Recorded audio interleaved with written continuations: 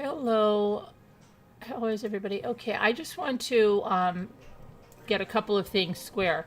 This is not a video to bash on this woman, and she is a woman, even though you might think she's a teenager. She's going to be 29 years old in a few months, okay? But the purpose of this video is not to bash her or call her names or anything like that. It is a video to bring awareness to this because I don't understand how this woman, is even having any energy to even stand there. So I'm going to ask you first if you know of Eugenia Cooney, because I don't know. Some people might follow her. Some people might not know who she is. So I'm just going to put a poll just to see if you know who she is.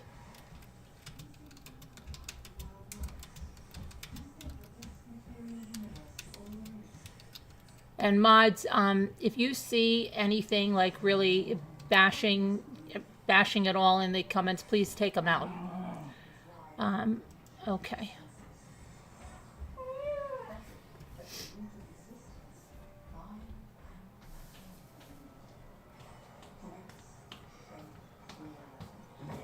But there was a video today that came into my feed, and it said Eugenia Cooney and her mom bake a cake, and I thought, wow, this is crazy. They're going to bake a cake. And I wanted to watch this, even though I have only watched a few videos before I went down this rabbit hole. And I'm going to tell you some things. I have some slides and stuff to put up here. Hi, Tracy. You have watched her. It's hard to watch. I went back to when she looked, hi, GB, thin at one point. I mean, really thin at one point, but still. Is she okay, honey? That's my question. Is she okay now? No, she's very bad now. Is she sick? No, I don't know that she's sick, but I mean, she's like a skeleton. That's all. She always was that. I thought maybe No, she wasn't always as thin as she is now. No, I mean, like, but for a while. I saw maybe was she in the hospital or anything? She was in a rehab, yeah, in a recovery, but she's really bad. I don't know what her health is. I haven't seen her test results, but I can see by looking at her that I don't know how she I don't even understand. You know, somebody that was a friend of hers described her as kind of like surreal, like a Tim Burton character. Like you don't even think she's human. That's how she looks now. And she wasn't even as thin then, that was 3 years ago, as she is now. She relapsed, Magpie, but she doesn't say that she relapsed. She's not. Her mother's not. Her mother is, I don't know how any mother could look at your daughter like that and not say, if I don't do something, my daughter's going to be dead. But what I think it is, and I'm going to show you the slides in a second, is that, okay, let's just look at the slides from today. Hang on for 1 minute. Let me pull up some slides I have here.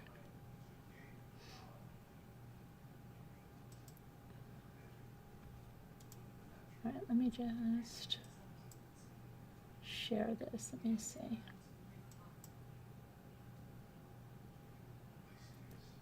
I want to share this like that. Okay. She also identifies so much. I mean, and you can see she takes pride. And I can know how this is. Like, okay, even when you get so thin, and people were saying, oh, it's not healthy or whatever, some people have such a pride in that they are that thin. They think other people are jealous and that's why they're saying it. And,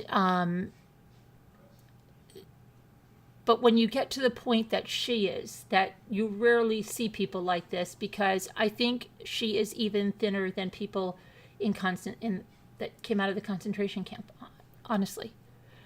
I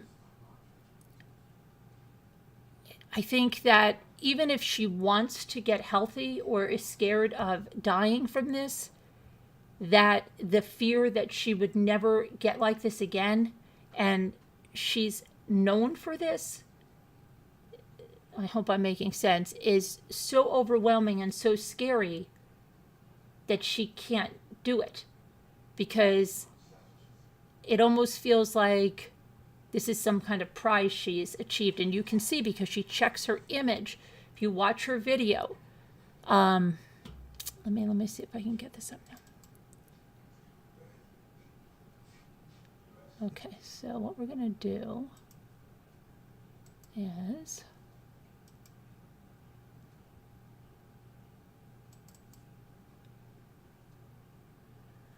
this is Eugenia, okay? She's in the kitchen with her mom. It's called Eugenia Cooney and Her Mom Bake a Cake. If you want to watch the video, I'll put the link in the video description when we're done here. Now, that's her mom.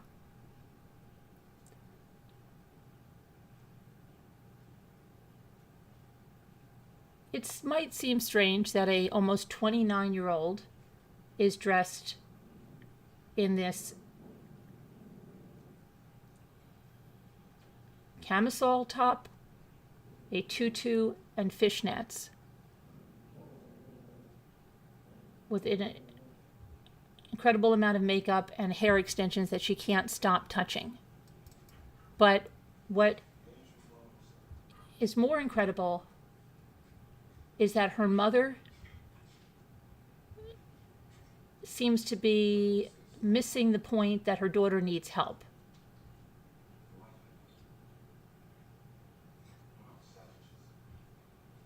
So in this video, they're going to bake a cake. Now the mother says that she cooks, she doesn't bake. That's fine.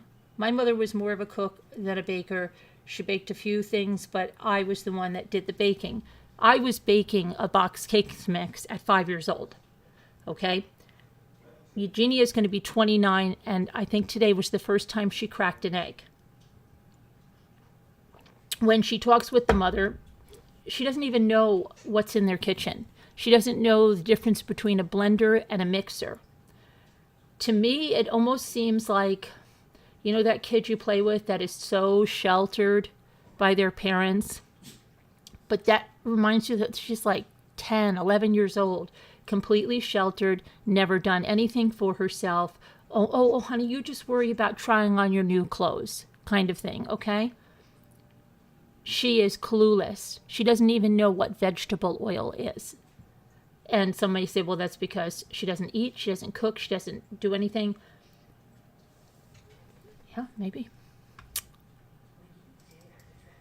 But her mother brings out these two box mixes, which she thinks are cakes, but finds out that they're both brownies. So they looked perplexed at this and said, well, could we make a brownie cake? Now, in the background, their grandmother, well, Eugenia's grandmother, is yelling and asking Eugenia to remove the glass from the table. And they're saying, no, the glass is on the table. So it makes it sound like maybe there's some dementia going on or something. At one point, the grandmother wants a glass of water, which they tell her to wait.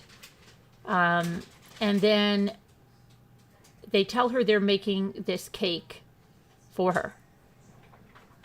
Now, she tried to crack this egg here, but she just couldn't do it. When you watch her, it's painful to watch her because it looks like it hurts her to hold her arms up. It looks like everything hurts her. Like you just want to take the egg from her and say, here, let me do it, which is what the mother said. Here, let me show you.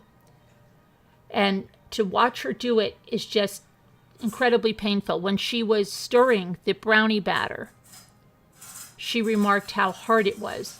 Well, that's because she has no muscles left. She says she's a muscle girl. Everything is atrophying. So your heart is your biggest muscle.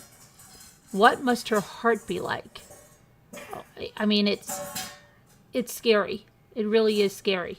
So the mother didn't even know how to bake brownies. Now, brownies, okay, I was a hell of a baker. And until I was like 12, I could never get brownies right because I always treated them like a cake. I overbaked them, then they'd be hard as a rock.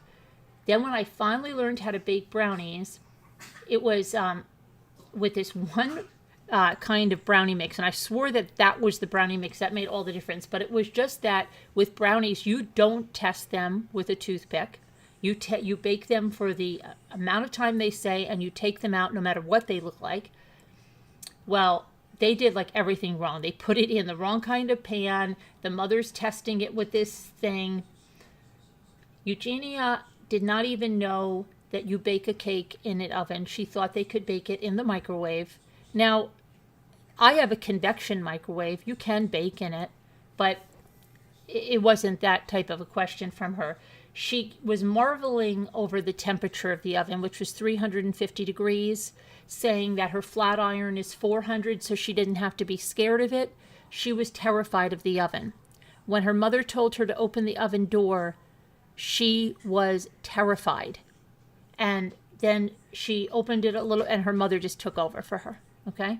So she really, they have a monitor or something with the camera. She is checking herself literally every 5 to 10 seconds, playing with her hair. She reminds me of Paris Hilton. So I don't know how much of it is for a cute factor, because it might be part of her shtick, you know, to be like totally clueless in the kitchen and say, oh, what is an egg? What is vegetable oil? I thought it has vegetables, you know. I don't know how much is her trying to be that character or how much of it is real. But some of it looked really real. Okay. This is the oven thing. The mother just had to get down in there because she was scared, very scared. The mother put like so much Pam into the bottom of the pan, and it was all pulled up, and she didn't kind of get it out. Now, this cake didn't come out like this. This brownie, let's put it that way. This part was missing. She stuffed it back together, and then she put these, so she's from Massachusetts, and she calls chocolate sprinkles Jimmy's. So she put that on there. Neither one of them took a bite of it. Nothing.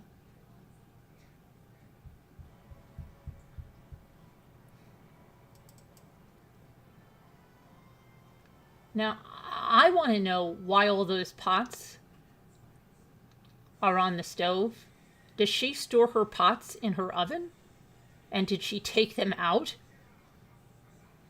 I mean, that's bizarre, because she's got, it's not that she's cooking anything. She's got, like, what the heck is the deal with that? That's a little strange. Sorry, that's just strange. So here are some of the things in the video. Eugenia has never cracked an egg, and there should be no D. Sorry, autocorrect. An egg. Had difficulty stirring brownie batter. Did not know what vegetable oil was. Did not understand oven temperature. She was scared to open the oven. Did not know the difference between brownies and cake mix.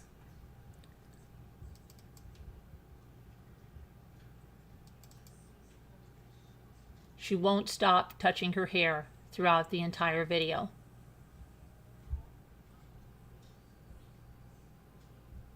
And I'm not sure if this one has anything on there. No, we just have it blank.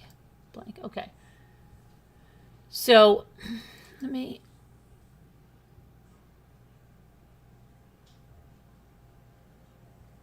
there's a lot of people, okay, a friend of hers did a documentary on her 3 years ago. Tried to get her into a rehab. I guess she went into a rehab and came out. But she is,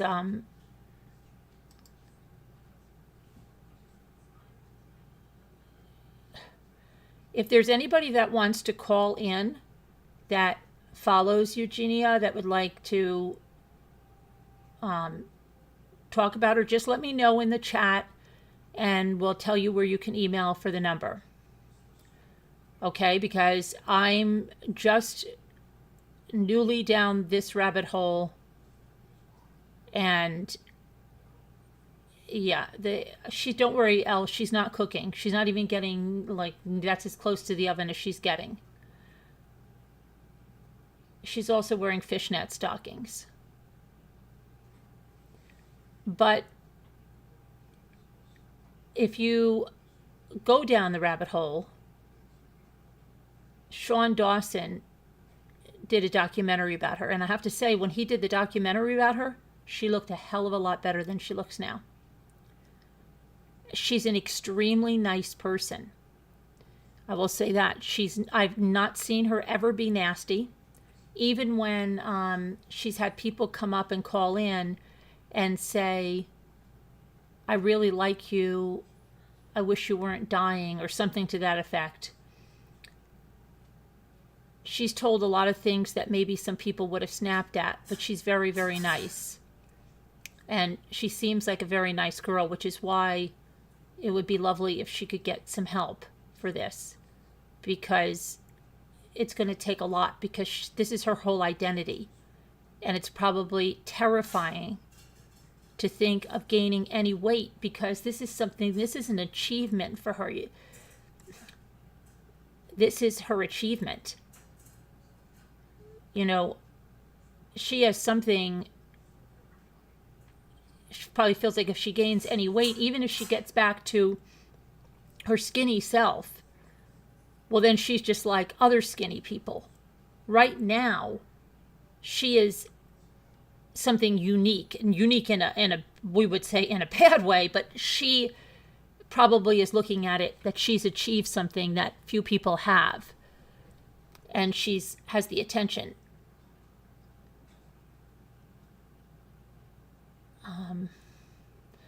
But hi, Misbehave. For her mother, it seems like she's enabling this.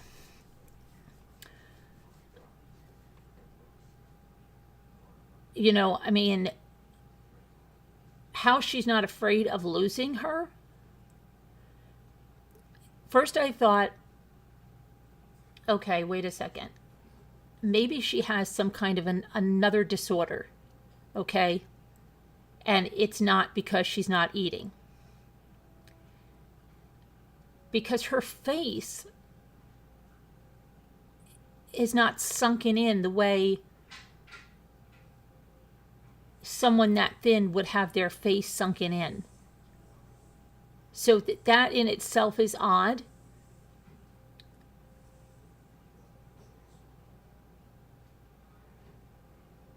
So I thought maybe she had another disorder. She has never said, according to that documentary,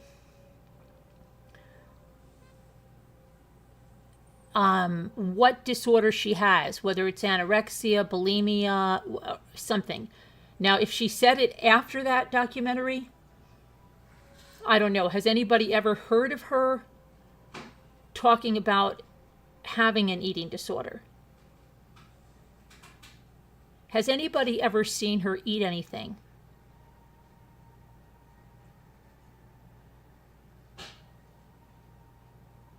She's achieved something only a few have, but she is on the doorsteps. Well, maybe she ate and throw up after binging. Yeah, maybe, but she's a prisoner in her home. She didn't know how to open a door in her home. Do you follow her, Misbehave?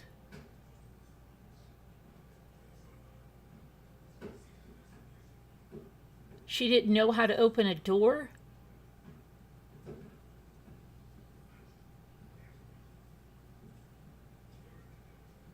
There are videos of her eating, Bucky Ann?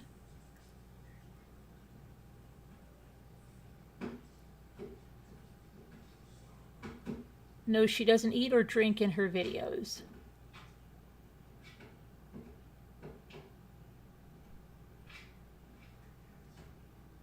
I've seen like 3 of her eating, Bucky Ann said.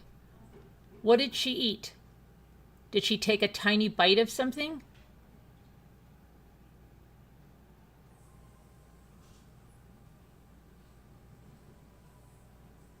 What was she eating? Shaved ice or something? She took only a tiny bite of something? She probably spit it out.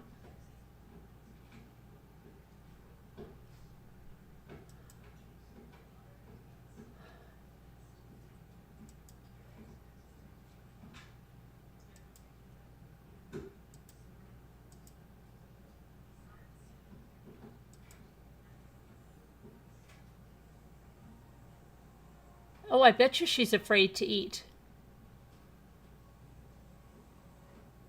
Yeah, it's very hard to watch, Bridget. I honestly don't know how she can be alive. You're a nurse, Bridget. How can her heart withstand that? Look at Karen Carpenter, wasn't nearly that thin, and she died. People die from this, not ever that thin. Shane's video? Do you mean the documentary one he made?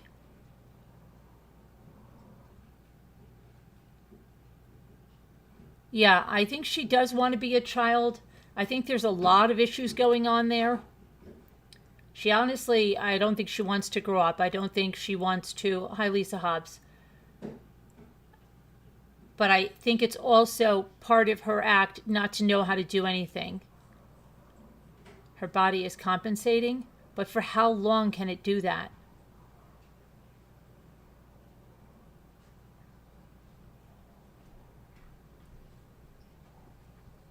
How long? I don't even, but isn't it strange, Bridget, that her face is not sunken in the way somebody's body would be? I mean, somebody's face would be.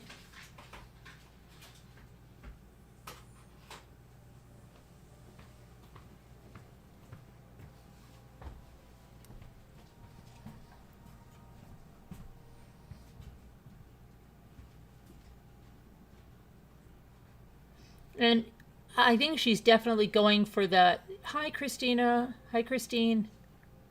Hope you're doing good. She definitely, I mean, like, she will pose. She tries on a lot of clothing. She will also try on things like bikinis, which you can imagine what she must look like in a bikini. It is scary. You know, somebody here, I'm not going to say who, thought she was not a real person. They thought it was a computer-generated image. The way she holds her hands out, it looks so uncomfortable. Like it hurts her to hold her hands.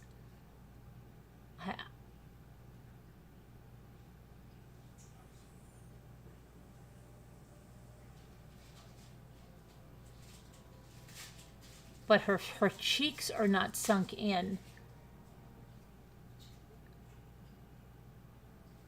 And I'm very surprised. Because when people are starving themselves, like, or being starved, their cheeks are sucked in. And she's not.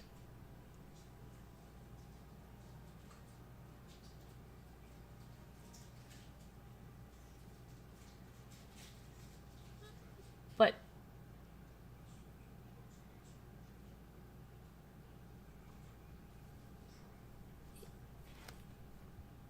I was too, Lisa Hobbs. Well, I was 5'8", 104 pounds. I can show you the pictures. Especially at my wedding. People said, oh, were you sick? People used to think I had an eating disorder a lot, but I wasn't like that. And I was eating. There's a difference in being skinny and looking like this. She is going to be 29 in a few months.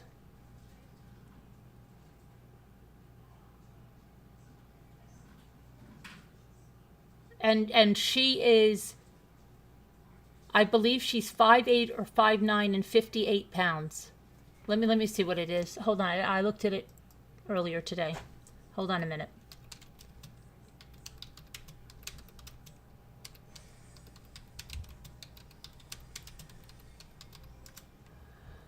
She's 5'9", sorry, 5'9". Okay. At one point, she weighed 89 pounds.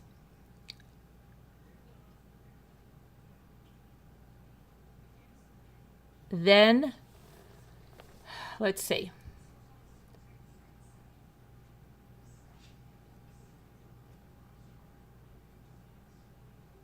Let me get to a recent one, okay? Because I saw that her weight went way down.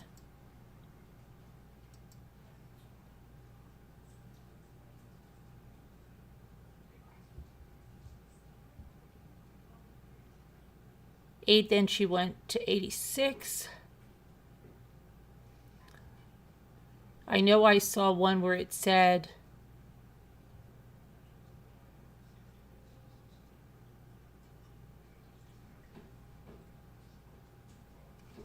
let me go to a recent one.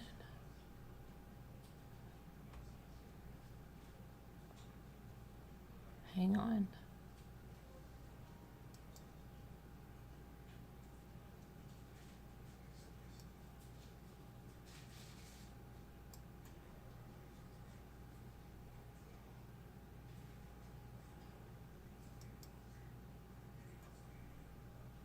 Okay.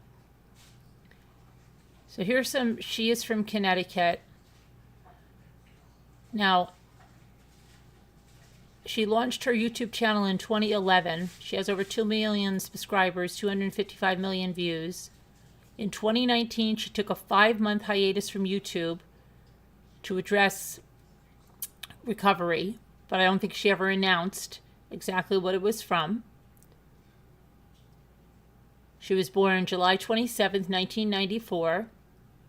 She was born in Connecticut. She has a younger brother, Chip.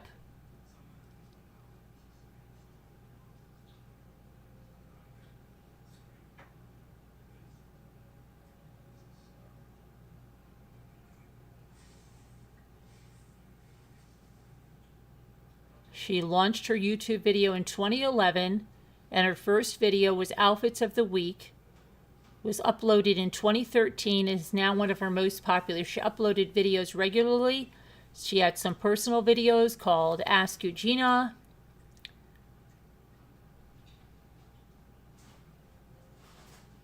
Even at the early stages of her videos, she was outrageously underweight. Fans kept telling her she's ignored them. She's continued on with her life and career. Now, here's the other thing. She said in a video that's since been deleted, that was called Draw My Life, that she loved Bratz dolls, like she was obsessed with them. Now, it could be that she was so obsessed that she tried to look like a Bratz doll. There was one that was one of her favorites. And she said that a teacher told her mother that your daughter is obsessed, just absolutely obsessed with Bratz dolls. Please try to get her to do something else. Try to get her to ride horses, maybe do something. And she was drawing her life and say, so my mother just bought me more and more and more Bratz dolls. You know, so it definitely sounds like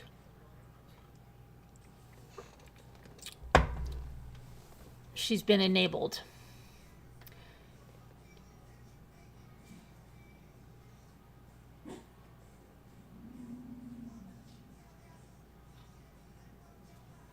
So for 5 months, she was offline. There was news of her death that appeared online, but it was a hoax. She returned to YouTube with a video called I'm Back, and where she talked about the rehabilitation process and how much better she feels. She spent a month in rehab after a Los Angeles psychiatric evaluation team assessed her during a staged intervention organized by Jacqueline Glenn, David Michael, Frank, and Evangeline DeMoro, all of whom were close to her.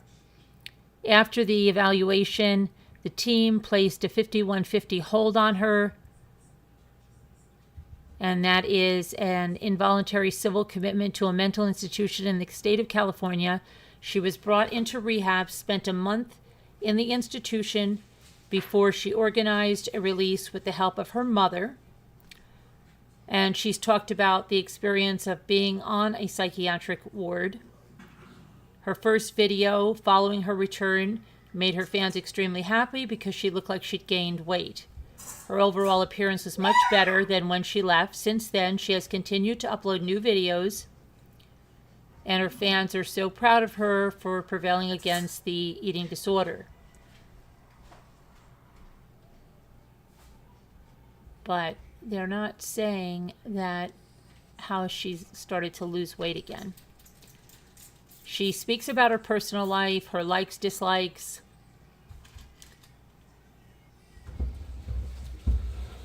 She says Jake Skellington, the character from The Nightmare Before Christmas, is her boyfriend. She has talked about her love life, saying she doesn't have a boyfriend.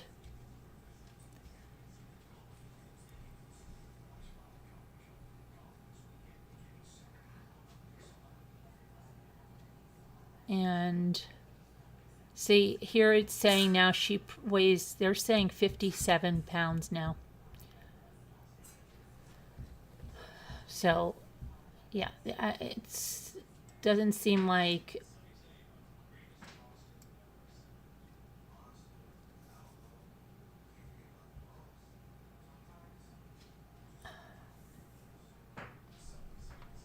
I don't know what that is. I think it's definitely hair extensions or something. I don't know how her body would have the nutrition for even hair and nails.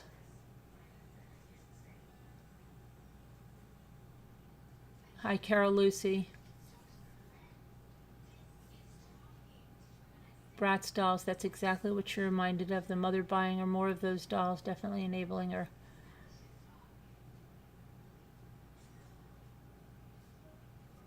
Her mother's, look outside. Deb, her mother said her daughter's weight wasn't an issue. Oh, really?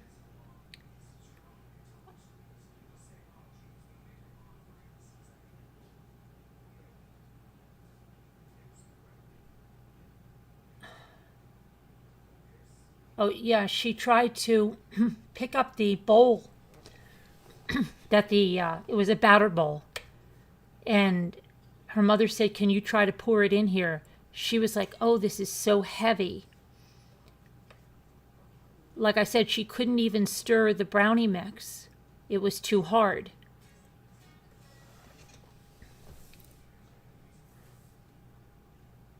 Her mother tried to get her to pour the cake mix in. She needed to be like coaxed many times to do it. I think she was afraid. It was almost like she was afraid to touch food that she felt she could absorb the calories through her skin. Okay, that's how afraid she is of the food, it seems, in my opinion. Hello, Clint.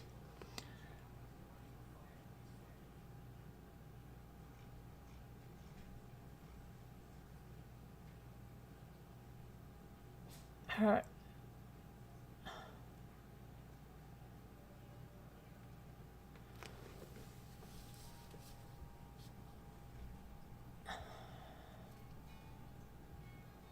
Well, they've already put her in a 5150 look outside.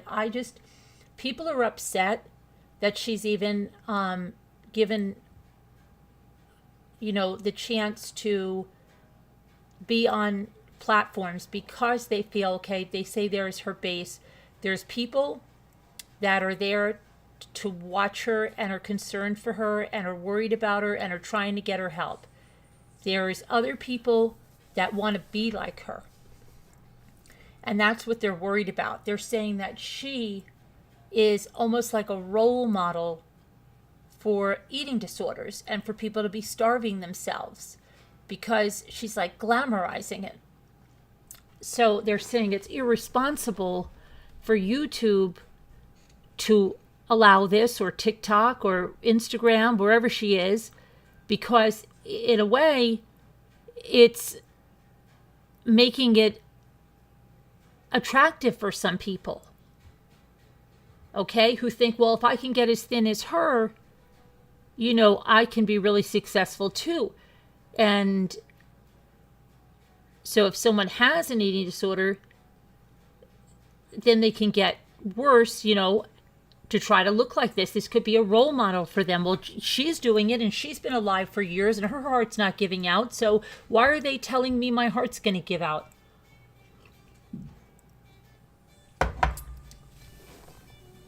And it's just, I don't understand how her mother can just stay there like that and act like this is okay and normal. Because I feel like that woman, if you would meet her in a doctor's office and you would tell her, hey, there's some girl on YouTube and she's 57 pounds, that, like, she would be like, oh, get out of here. That's so dangerous. What are her parents doing, right? But this is like crazy.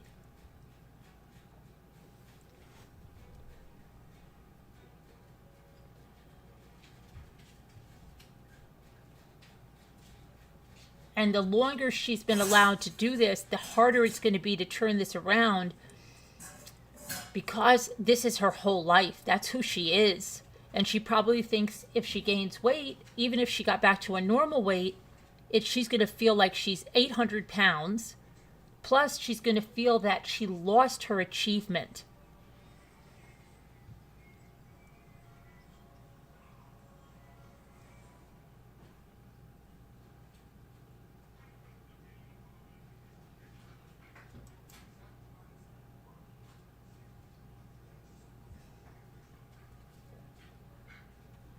So 67% of you heard of it.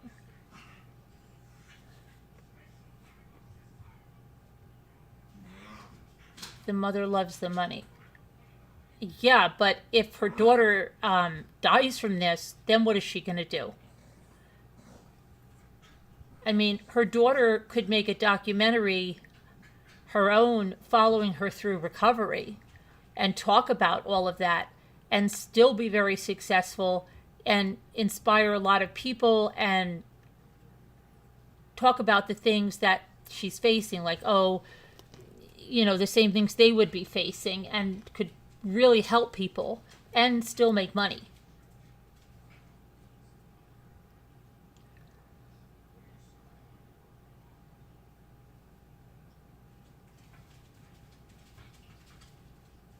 Now, they were saying, my mother wants 5,000 likes on this video. If we have 5,000 likes, we'll bake something else.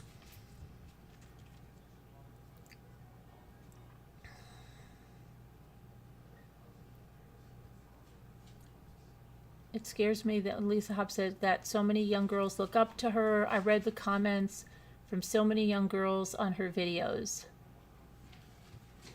Yeah. Hi, Abadabadoo. Sometimes there is nothing the family says or does works. The person... Yeah, but it seems enabling that, she's even appearing in these videos with her,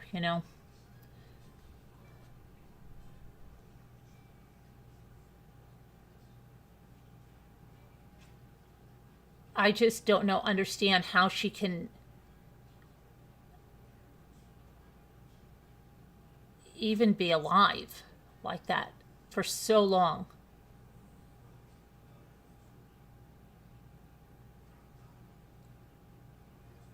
Okay, there was something else I was going to go. Hang on. Let me see where I was.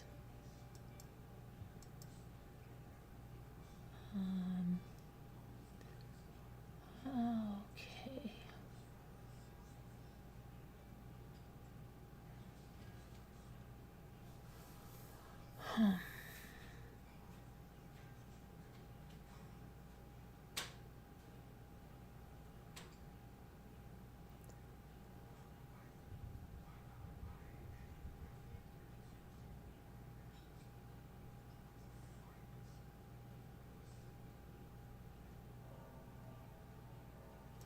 Okay, let me see this now.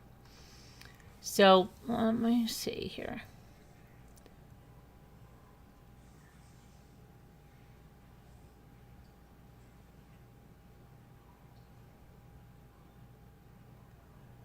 Okay, so here's something she posted.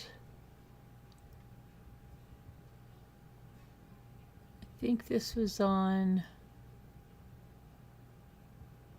Twitter. It was on Twitter. Okay. So she posted that. Hi, guys. I appreciate the concern. I'm taking a break from social media and voluntarily working on this with my doctor privately. Please respect that. That was 4 years ago, February 10th, 2019. Don't even think she was anywhere near as thin as she is now. So only after 5 months, she ended her break. She started regular posts, doing her usual content, beauty vlogs, clothing hauls. People said it was too early for her to expose herself to social media. She's since returned to the same behavior. Her low weight and emaciated body is causing concern among her audience. Her comments are flooded daily with messages of concern, like these. These are from Instagram. Beautiful, but anorexia. Please start eating or seek help. This is not healthy. Literally, what is with that first pose? After the shoe haul video, I feel like you're feeding off of the fetishers. I want to feel bad for you, but I just can't anymore.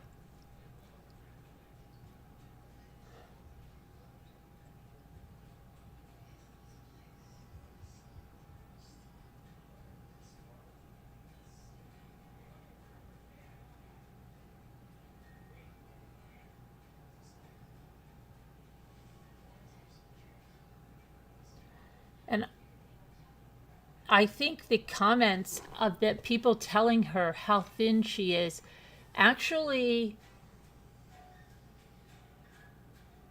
she loves those comments, probably. Loves them. And they probably keep, it's like praise to her. And a comment like, oh, I see you're gaining some weight, or you felt, probably, oh my gosh, would probably send her over the edge.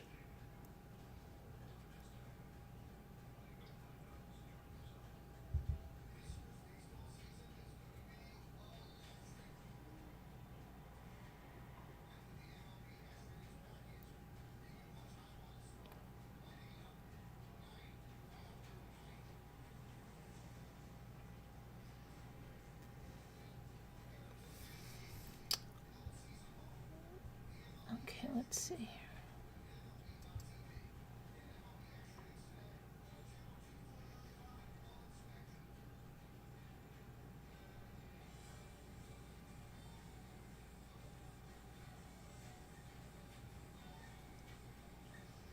Now, at one point in 2021, her fans signed a petition on change.org to remove her from YouTube, Twitch, Instagram, and Twitter, saying that she's promoting eating disorders.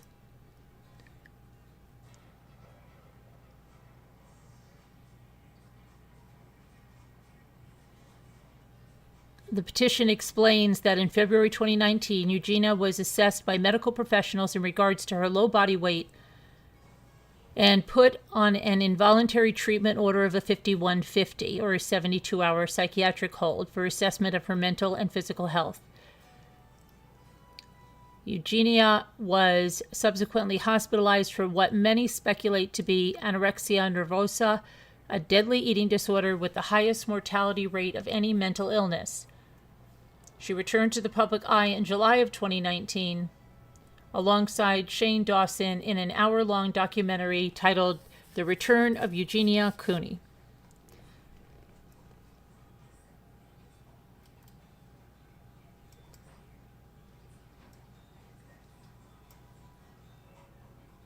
According to the petition, Eugenia speaks vaguely about the struggles with an eating disorder, however, does not divulge what eating disorder she suffers from, nor does she encourage others to get help.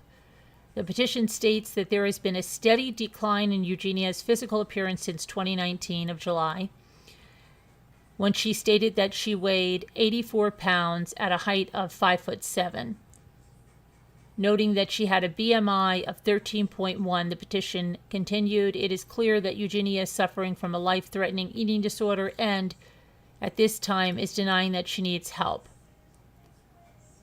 Eugenia reportedly doesn't eat or drink during her videos on Twitch, while she refers to those concerned about after her low weight as haters.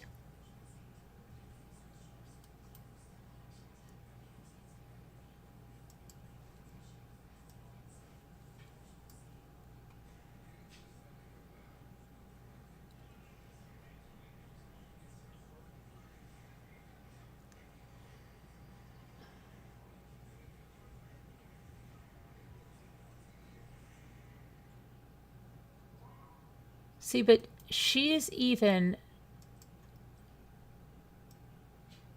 lost weight since then.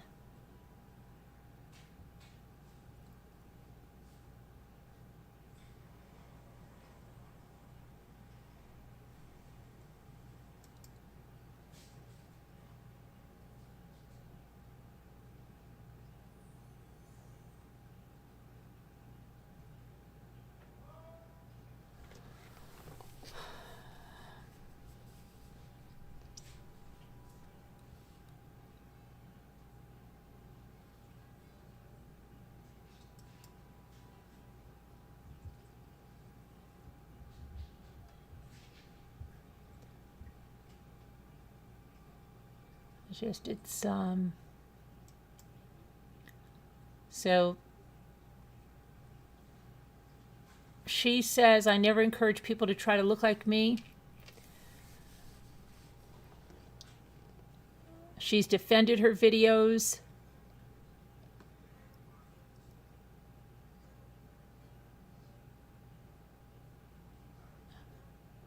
I've never told anyone to try to lose weight or try to change the way they look or to look like me. But see, here's another video. Another photo. And you can see, as thin as she is there, she actually looks good compared to what she looks like now.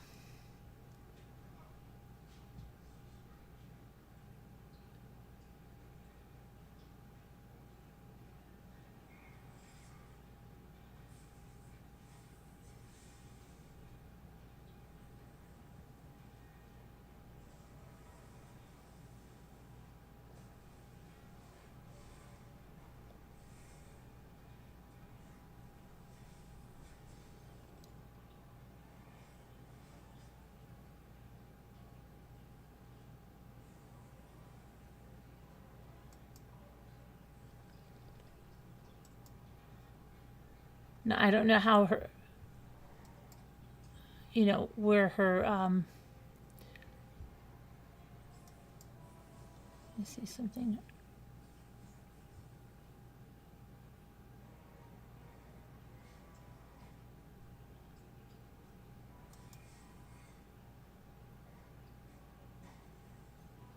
Okay, so someone said on a message board, "It's a morbid question, but I was wondering how long it would take until her body gives up and she dies.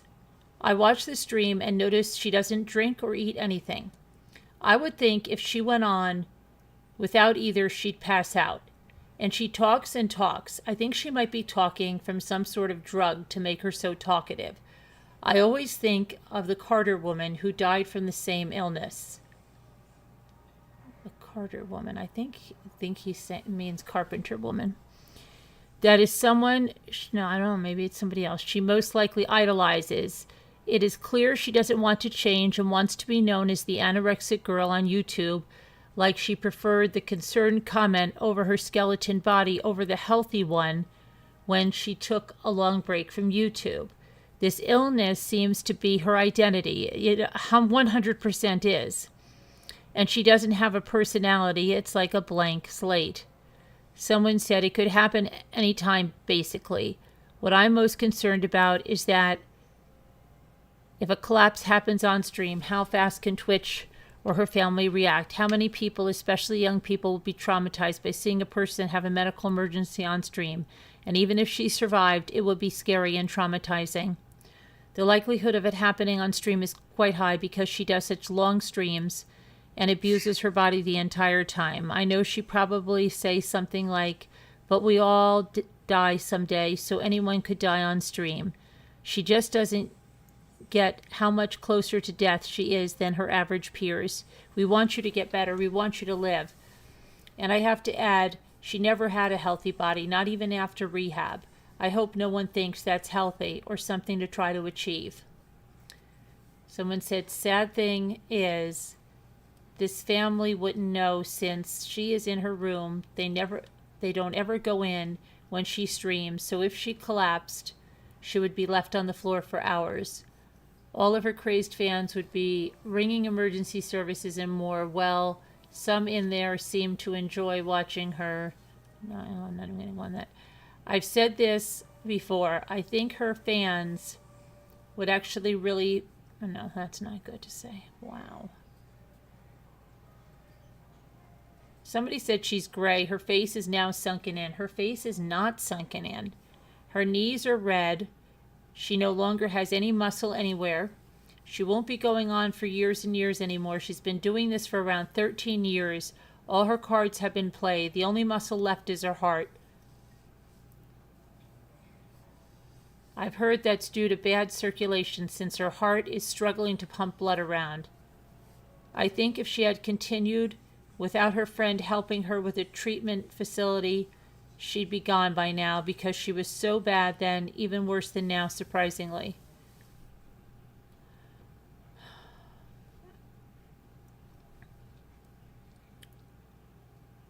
With the way her health is deteriorating right now, I'm not sure if she can physically make it to next year. I want to hope for the best, but she's lost a lot of weight in the past year compared to her entire YouTube career. And then someone said she could live like this well into her 60s and beyond. I work with mental health, and I have seen many people with chronic anorexia still living until these ages. They have a miserable life with multiple physical issues. The media doesn't really show this side. It tends to focus on the young girl stereotype, when there are multiple middle-aged and elderly still suffering from eating disorders. The body can be extremely resilient and get used to the way it's treated. Unfortunately, as she ages, if she lives without making changes, she will almost certainly suffer from osteoporosis, if not already, heart issues, messed up digestive system, vision problems, rapid aging, muscle weakness, and more mental health issues like anxiety, depression, as the realization of her illness takes hold and more of life ticks on by. Suddenly being an influencer will become meaningless as she suffers the consequences of this horrible illness.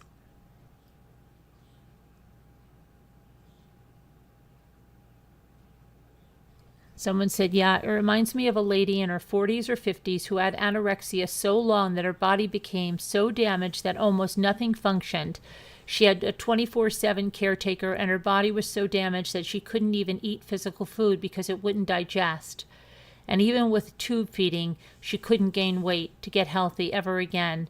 It's possible Eugenia could live this way for a very long time, but that lady I mentioned, while thinner than Eugenia, had a healthier look somehow, as in her skin was a regular color, and no parts were red and swollen from edema. Obviously, she didn't look healthy.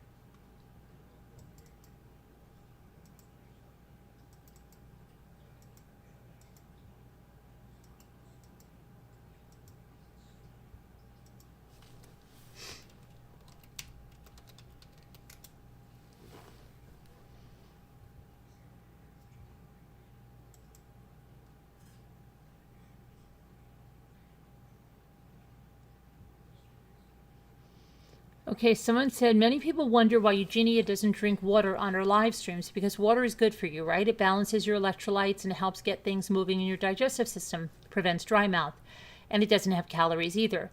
While these statements may be true, you guys are not seeing things from her perspective. There are two main reasons she does not like drinking water. The first and most obvious reason is that she wants to avoid water weight. This is especially true for anorexia sufferers who weigh themselves every day or multiple times per day, and they don't want to see their weight fluctuate or experience bloating. However, the second reason is one that I have not yet seen mentioned, and it's the simple fact that drinking water makes you hungrier. In my experience, drinking water when you are restricting makes you hungrier than not. The hunger pains become more unbearable when I drink water, and I think Eugenia experiences this too. When I don't drink water, I can forget that I am even hungry, but as soon as I do, the hunger is like 10 times worse. Other reasons she doesn't drink water is that she's most likely suffering from incontinence, and this is why the diaper comments trigger her so much, because it may likely be true, because there comes a point when your body eats up your bladder muscle for energy, and it becomes difficult for you to hold your pee. And in fact, many report peeing themselves, having to wear either a diaper or incontinence pads to avoid accidents. I wish people would stop with the diaper comments for this reason, because this is probably an actual reality for her, and you can tell it triggers her very much. The last reason is that she restricts water for control. We already know that restricting food makes many anorexics feel powerful and clean. The same thing applies here. She doesn't want to feel the fullness in her stomach from water. She wants to feel empty. It is irrational, as I'm sure she knows the importance of water, but again, it's about how you feel. In conclusion, drinking water makes her feel bloated and feel fat. It makes her have to deal with probable incontinence issues. It makes her weight go up on the scale, and it makes her feel dirty and have no sense of control.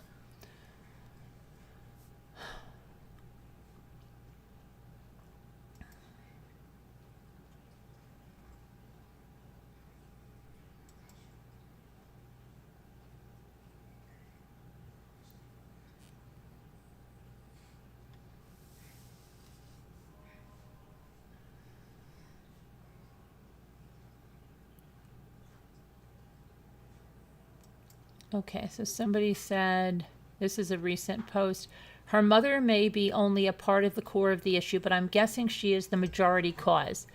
If that's the case, Eugenia can only be helped if she forms her own autonomy and feels she will be safe living independently and potentially disconnected from her mother with her own life. I do not believe her eating disorder is her trap. It's a very visible and loud siren that is easier to notice. I see that the mother does the following that harms her. Okay, so they said that her mother denies the eating disorder, at least publicly, which enables her, sending her a message that you're okay, you're safe. Her mother possibly cries, per the documentary, about Eugenia's weight, gives her a conflicting message, guilt, you're hurting me with something you can't control anymore. The mother says, I have a weak heart. You can't go to the doctor. Parentification. Getting help will kill me. She accompanies Eugenia in all her public outings. Fear, enmeshment. You're not safe without my presence and protection is the message. She takes Eugenia's photos and videos. She's enabling, giving her support. What you're doing is okay. This is important. She assists with shopping for clothing. She encourages changing in public areas, saying, embarrassment, shame, you're not important, you're not safe if you are with me. She pulled Eugenia from eating disorder treatment. That's enabling, you're safer with me, or I needed you more and you don't need treatment. The mother said, you made me drop the flowers, blame, projection, fear, messages you cause harm to me, everything is your fault. The mother's dark look and flat expression after bowling poorly the first time and several following times, reassured by Eugenia, parentification.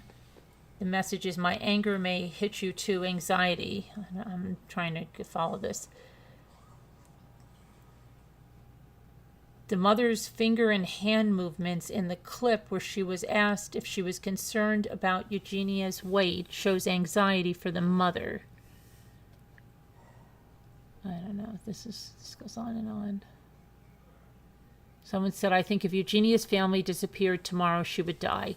The only food she eats is the food her mother brings into the house, and she probably does encourage her to eat by making her sandwiches for her and preparing other safe foods. Eugenia would not go to the supermarket by herself or get food delivered, as I think she would feel too embarrassed or ashamed to be seen doing those things. She is completely dependent on her mother, but it needs to be changed slowly over time. I think if she suddenly moved out or the family left her alone for more than a few days, she would die.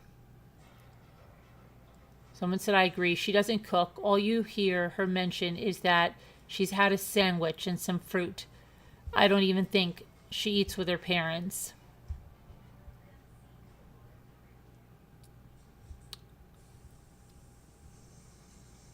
Someone said, I almost feel that mother and daughter are too enmeshed at this point. If she sought independence early in life, I think daughter would have made improvements. I wonder what was that made daughter stay home for so long. Living at home past college age is more common in the United States these days, but mostly out of financial necessity. She likely could leave and be okay financially, but I have a feeling the daughter feels an overwhelming amount of anxiety when thinking about navigating independence. Depression leaves her unmotivated. Eating disorder makes her a slave to her established routines with little room for flexibility. There are some parallels. I don't know who Jeanette McCurdy is. Maybe she's another one. I don't know.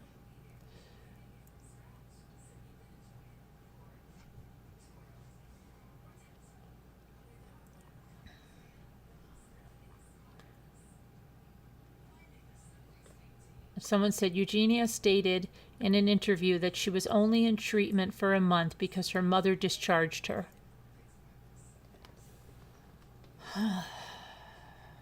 Someone mentioned that she likes being a childlike woman, and it had me thinking about her family's wealth and beliefs. This is just me wondering, but here it is. If Eugenia and her family had firm beliefs in some patriarchal system, and along with that, the aforementioned issues of Deb, that's her mother, being narcissistic and manipulative towards Eugenia, plus the amount of time that Eugenia has been underweight, it made me wonder about how patriarchal ideas may have been pushed onto Eugenia and may have infected her eating disorder and her inability to become an independent adult. Like staying young, childlike, pure, dependent, innocent to me, all seems to play into her eating disorder, and are also things that a patriarchal system would encourage for a young woman. But then I see her in these really revealing clothes, flashing on stream, fetish-type content, and I'm like, how does this add up? Is she in her head just a little girl playing dress-up, and Deb like a pageant mom who encourages her to do these gross things on Twitch and YouTube?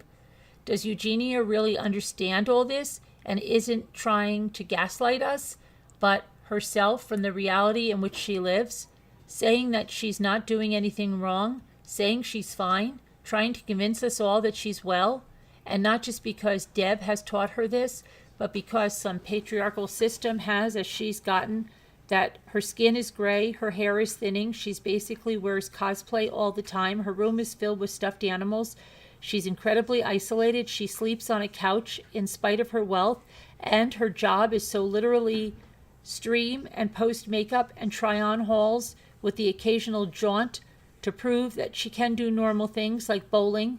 The rabbit hole that I go on when I'm thinking about this woman is wild.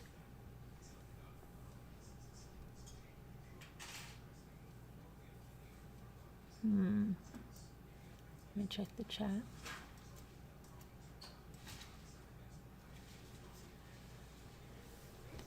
Okay, let's see.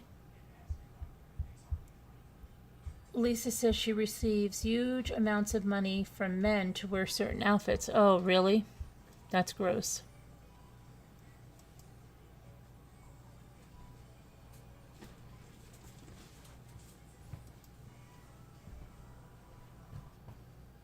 Okay. Hold on a minute, I'm trying to get to. I'm really surprised she's made it this long. Hi, Ann Rose. Hi, White Angel. Hi, look outside. No sunshine. Ain't no sunshine when I'm gone. I think that there are probably some substance abuse issues in the family. Yes, it's a taboo subject, but I think that if we knew the entire story, substances would come up. I've seen donations come in. Oh, I bet.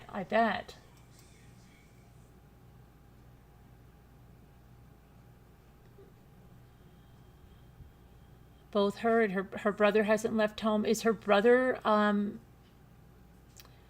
is he on YouTube at all? They should call Adult Protective Services on the mother. Bucky Ann says, I'm a skinny girl, and if I don't eat, I get headaches. I love food and wish I could eat more than I do. I think they have, and she's falling through the cracks.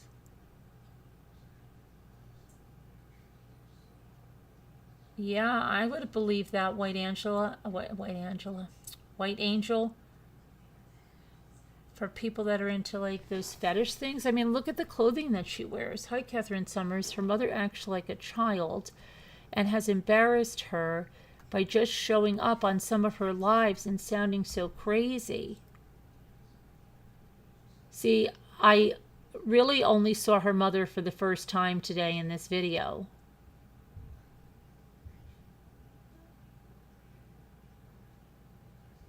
But, I mean, the fact that her mother thinks that her daughter looks okay in that outfit and, you know, can't even crack an egg or is scared to open the oven, doesn't understand what a mixer or a blender is, can't mix the brownies, is having trouble lifting the bowl, that's all very troublesome, especially because if she's relying on this daughter for money or whatever she is she not afraid her daughter's going to die and that's it?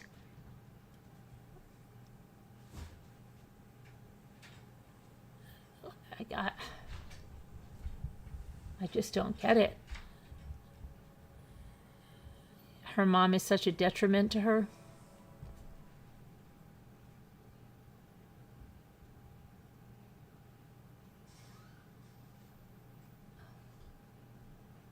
I wonder what her early life was. Like, did her mother put her in pageants? Like, does anybody know her really early life?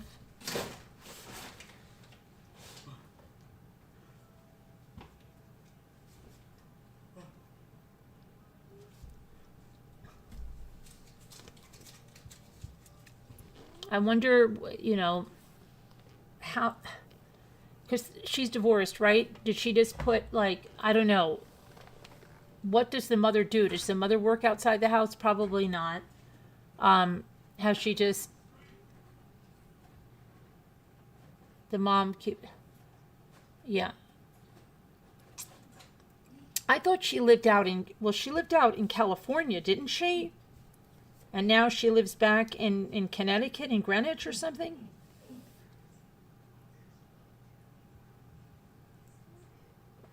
Did she buy these homes recently for the mother?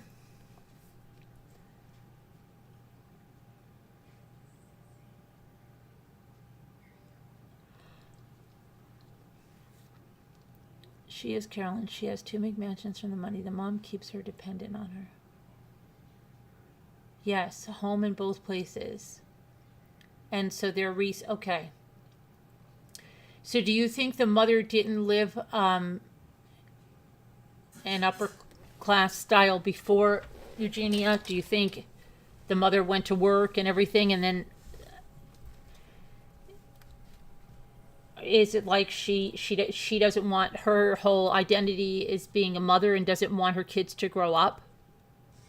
Wants to keep them little? How is the son? Is this son productive? Does he have a job? Does anybody know? If anybody wants to call in, let me know.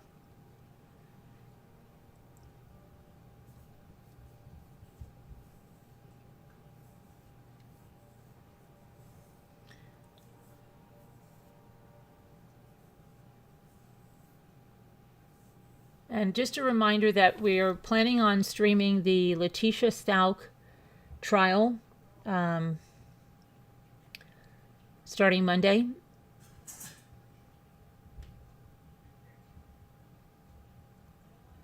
I don't know. Hi, Lisa Knowles. Her mom thinks she's okay. I don't know how her mom thinks she's okay. Yeah, it seems like her mother wants to keep her a child. You know, because oh, here, let me show you how to, oh, you did a great job cracking an egg. Oh, you did a great job. She's almost 30 years old. I would love to see where she was during her very early years.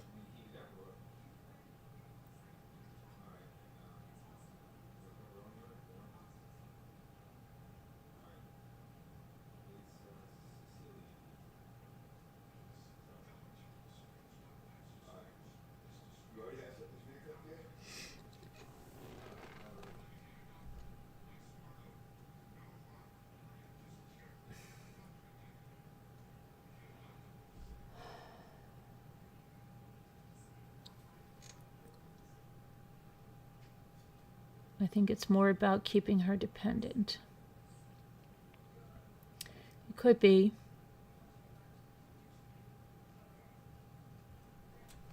Let me see what else I can find out about. If I can find out anything about her really.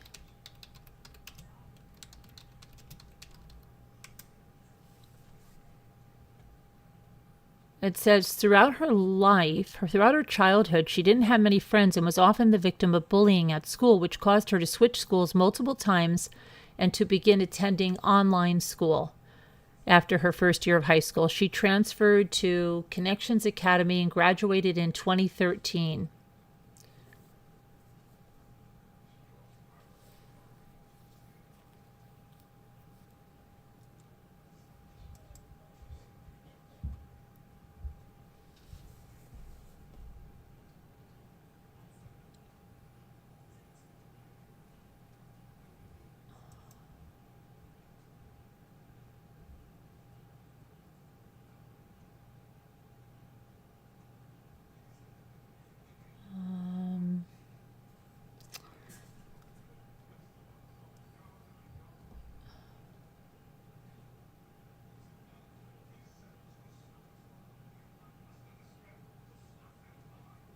Trying to see how old her brother is. Let's see.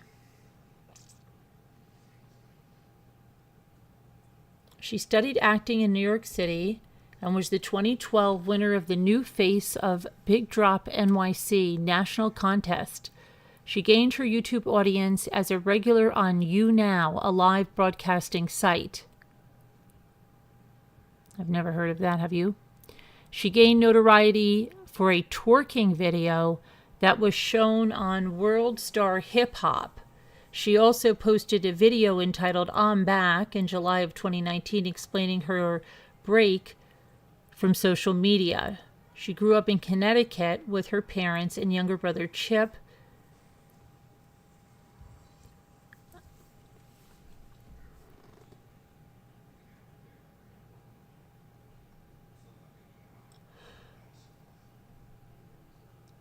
Let me see something. YouNow.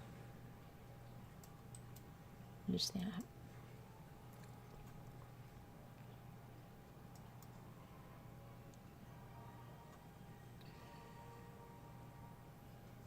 YouNow. I don't know what that is. Do you guys know what YouNow is?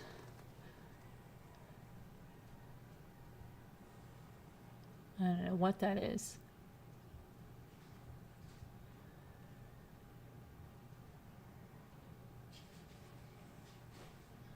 Anyway, let me see what else we can see. So she was bullied in school. She changed schools a lot. Ended up finishing school online.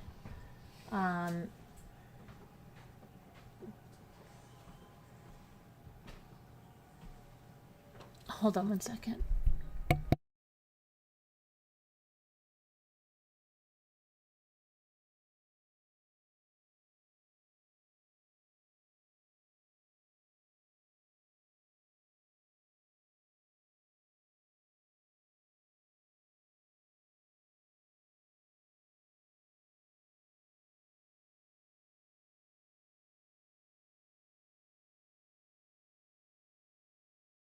All right, so sorry guys. Let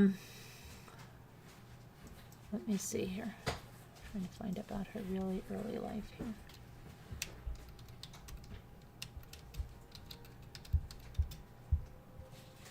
Let's see about her brother and what he's doing.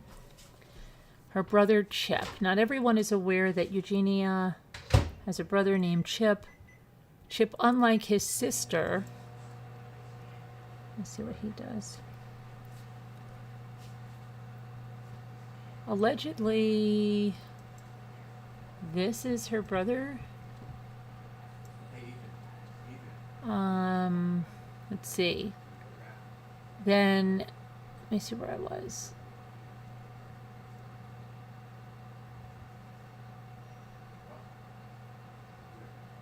Many people blamed her mother as well as her brother for her condition. He is the polar opposite of her.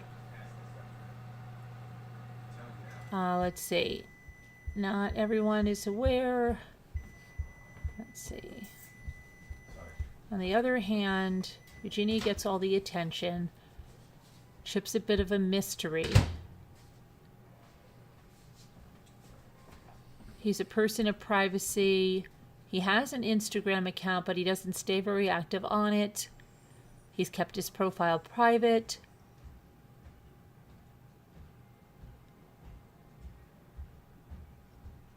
So that's that.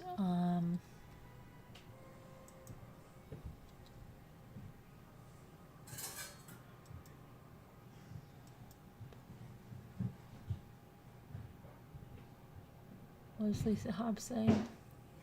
Mommy ramblings, check your email. Okay, I am checking.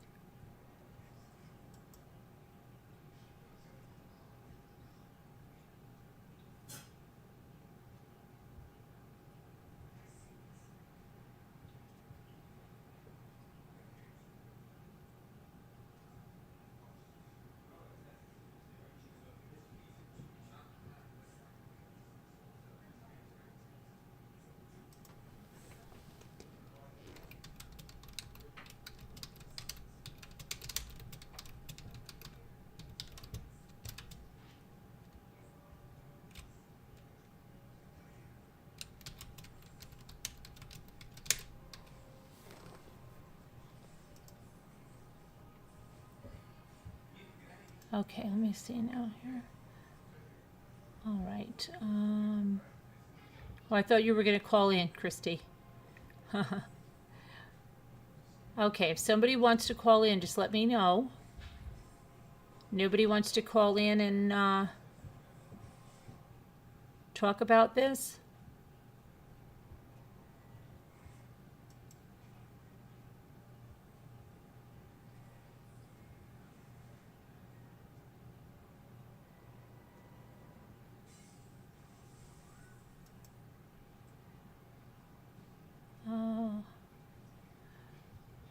Oh, shoot.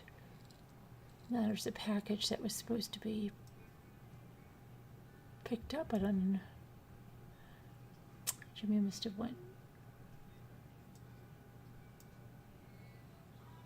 I have to pick it up tomorrow. Okay, so this is a creator that tried so hard. There's a creator to help her a few years back, planned an intervention and went horribly wrong. The people trying to help her had to walk away. Yeah, I mean, you can only do so much. Her mother is standing there, and her mother thinks that this is okay. Her mother signed her, I guess, out of a program where she was getting help.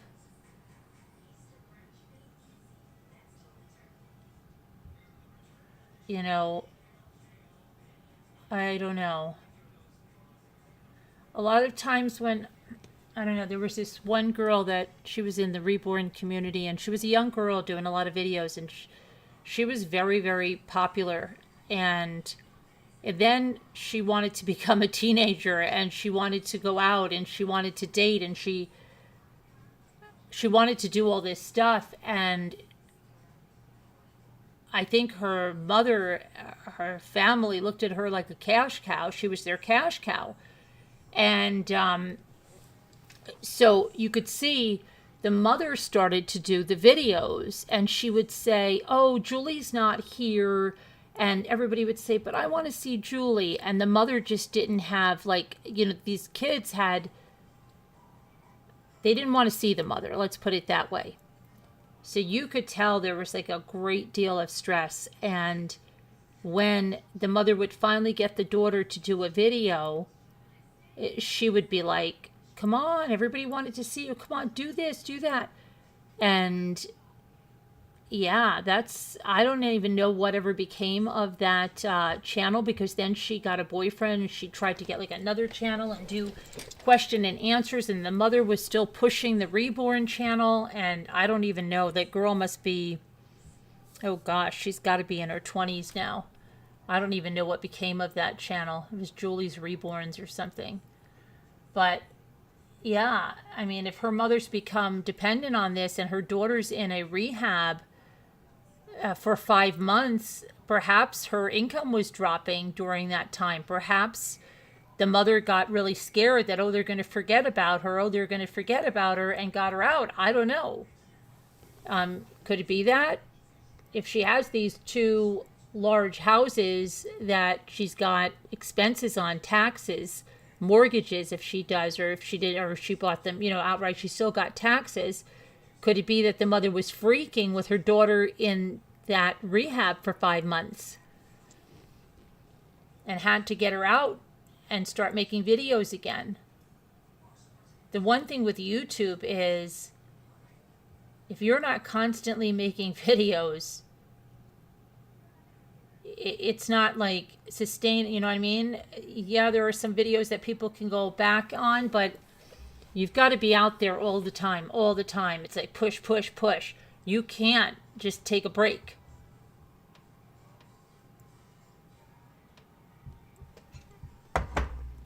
So, was the mother freaking during that time?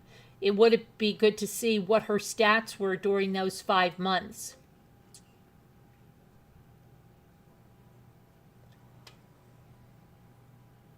Oh, I would say the mother controls the money. But what I'm saying is, Lisa, probably during those 5 months, the income kept going down and down and down.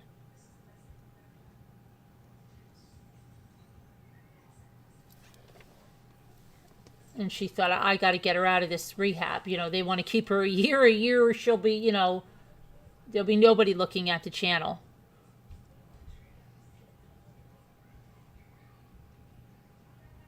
I'll get her help at home, or I'll do this. Because her mother was like, oh, you look great. You know, well, she didn't know that maybe she could have done something in a different way, you know, like document your recovery process. Make a video diary every day of your recovery process. But to take her out and, I don't know.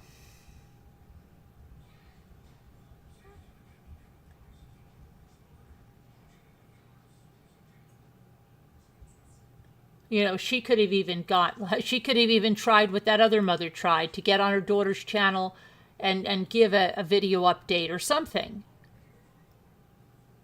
before she just pulled her out.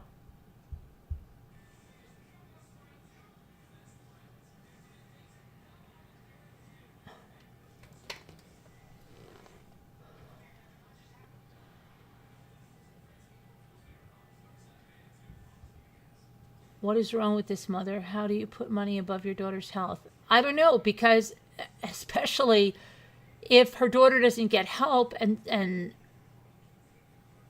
the worst happens, then what? I think they're both so wrapped up in that being her identity. That's who she is. That's what she is. That her body, her weight is her. It's almost like they're putting that like a talent. And if she loses that, she loses her talent. She loses her attraction. She loses her fan base.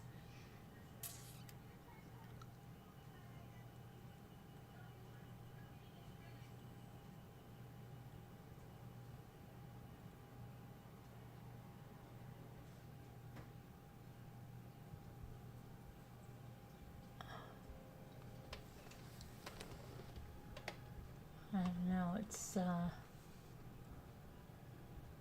if she dies, her mother should be put in jail. To me, this is murder slowly.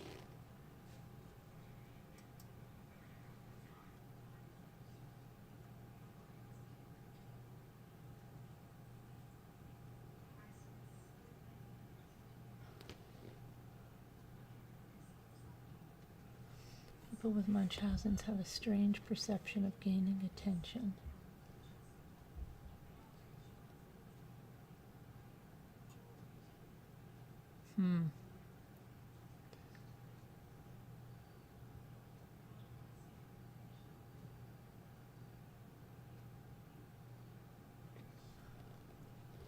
I don't know. I mean, it's...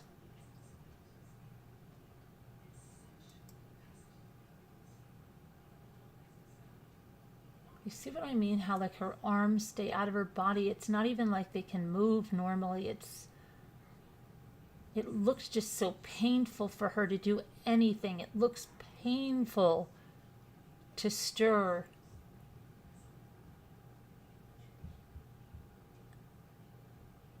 Her hands almost look arthritic. You know, her body looks almost like it's arthritic.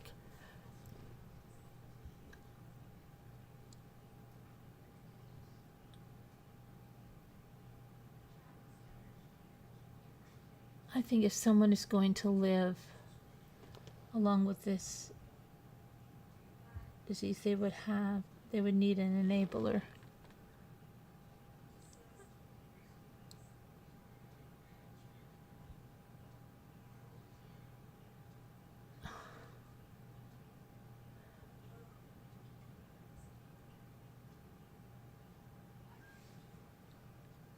Like, just look at the way, like, her hand wraps around there. It looks like it's stuck there.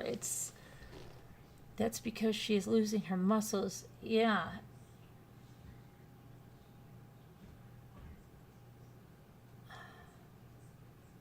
The past 6 months, she has gone downhill to a shocking level.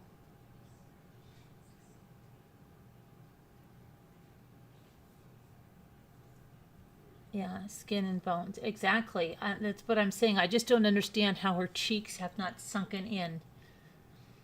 And, like, around her eyes, that her eyes are not, like, sunk in. You know, she still has that fullness under her cheeks where people, not even as thin as that, have their, like, cheeks touching each other.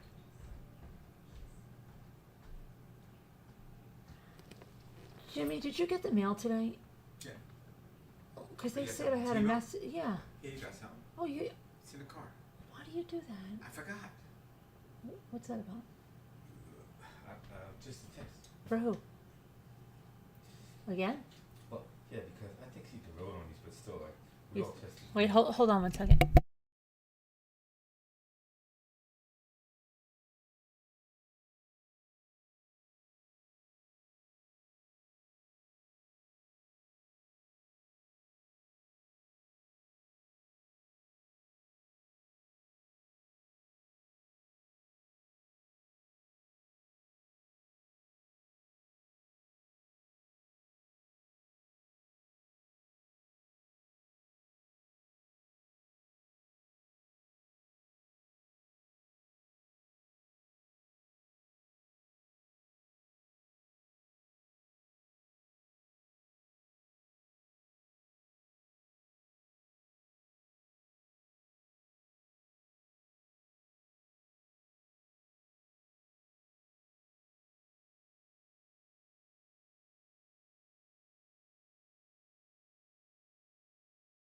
Sorry, guys. Hang on a minute. Let me see. All right, one second. It's my daughter. Hang on one second.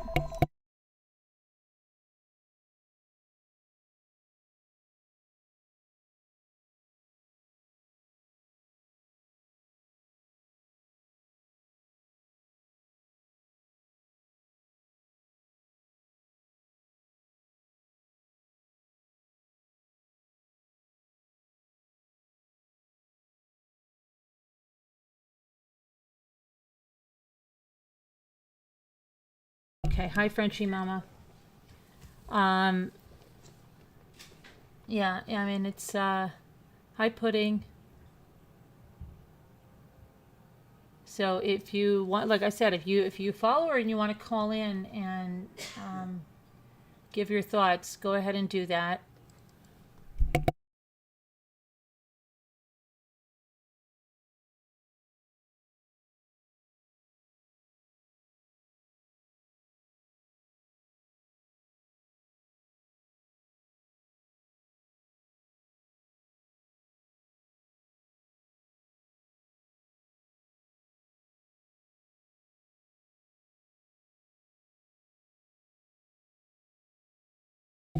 Um, yeah, once she loses collagen, she won't look so chubby in the face. But I mean, she's been that way for a while, though. How, you know what I'm saying?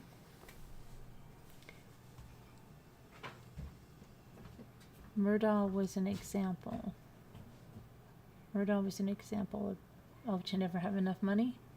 Well, I think the mother was probably freaking during those 5 months if she just bought 2 houses and then wasn't doing anything.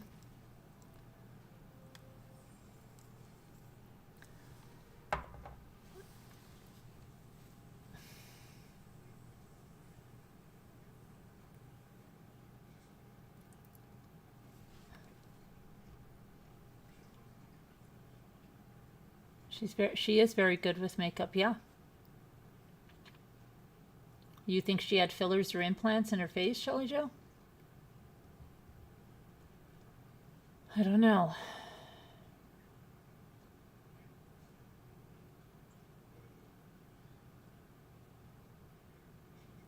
Is she an influencer? Um, Anybody with a following like that could be called an influencer, right? I don't know if she works with certain companies. She does a lot of clothing hauls.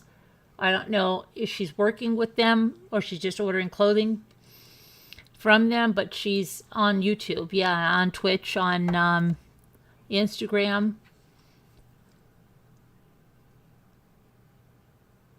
So she's a social media personality for sure.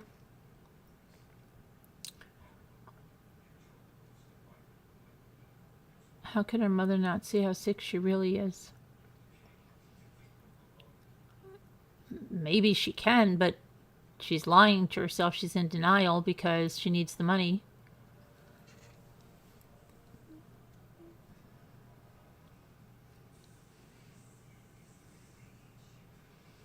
I've never heard of her, so I just asked my daughter when my daughter called. My daughter said she's never heard of her either. But she has millions of followers. I think her money is just to play with, honestly. They don't need money, they never have. It's all about the attention and notoriety. They've owned those houses for a long time. Okay, well, pudding, that's not what other people have said. Other people have said they just bought those houses. With the Shane Dawson documentary, the house that he went to that was recently purchased. The clothes she wears are usually too big and too revealing. Carolyn, I know you're covering Letitia, but are you? Yes, of course I'm covering Lori Vallow. Yes, I am.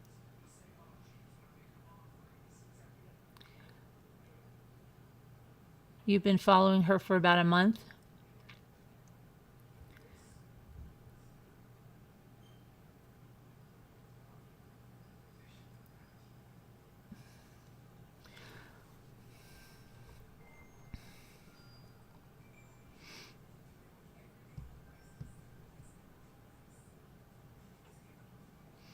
What is the mother doing, pudding, that's bringing in money?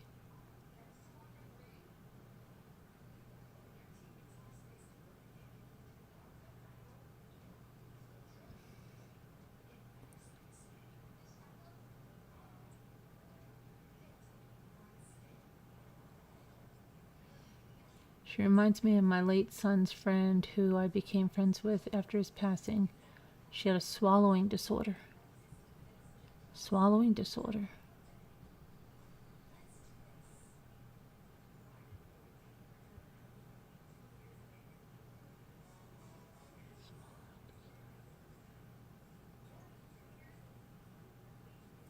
I don't think the parents are together anymore, Pudding. I don't think the parents are together.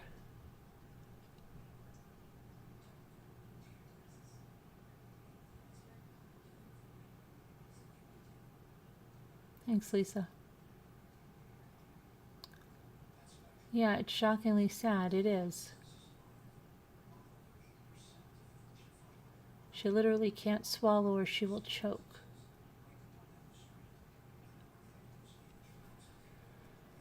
Mm.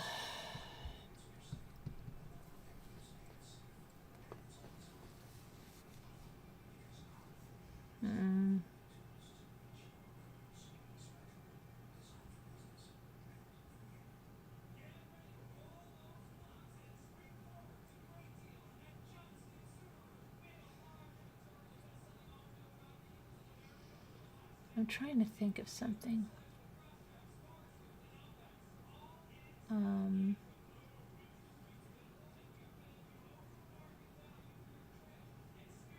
What am I trying to think of? I don't know what I'm trying. There was something. Shoot. I don't know. There was something I was just trying to think of, and now I can't think of what I was trying to think of.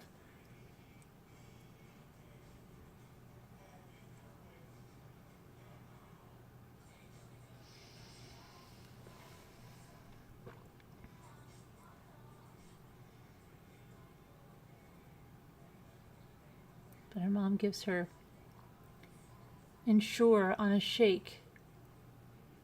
Her mom gives her Ensure on a shake.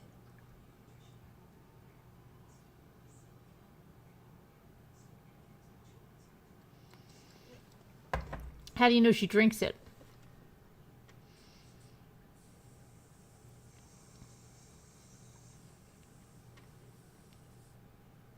I had to wonder if she even drinks it.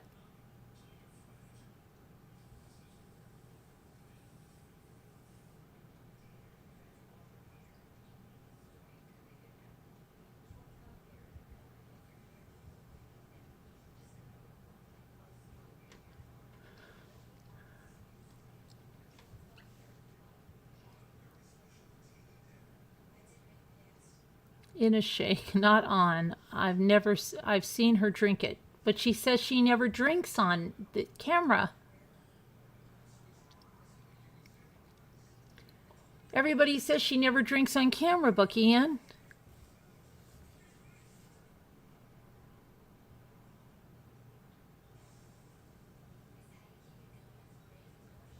She's probably at a point where everything just rushes through her abdominal system.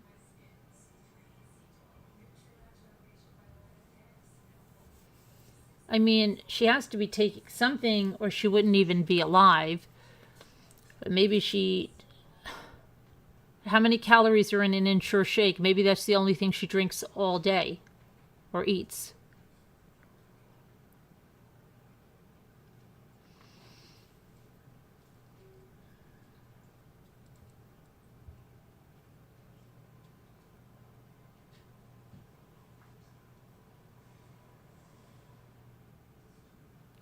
Oh, my son's friend. Oh, okay, never mind. Never mind.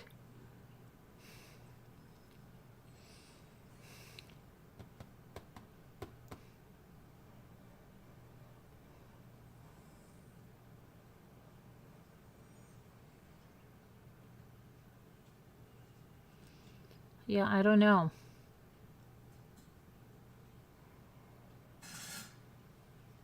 What's that noise?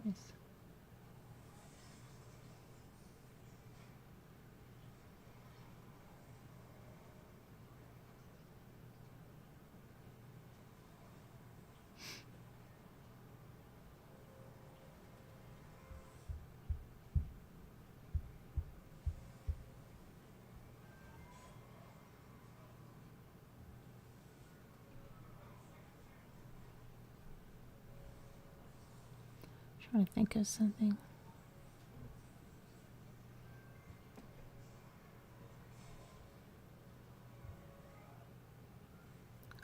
Oh, I know Greenwich well. I have a lot of family that lives in Greenwich.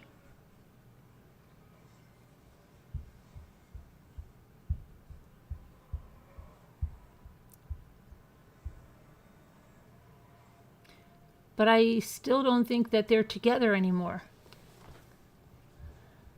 Let me see.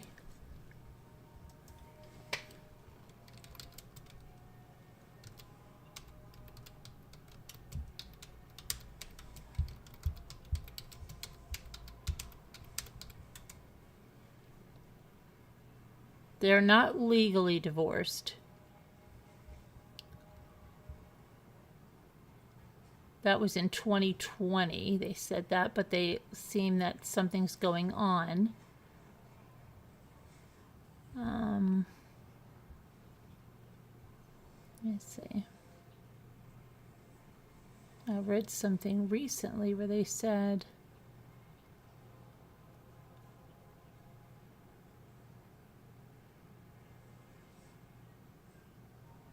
now they're saying her parents divorced when she was in high school.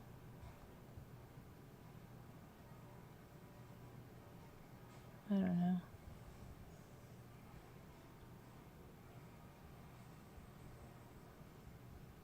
Her father's name isn't known.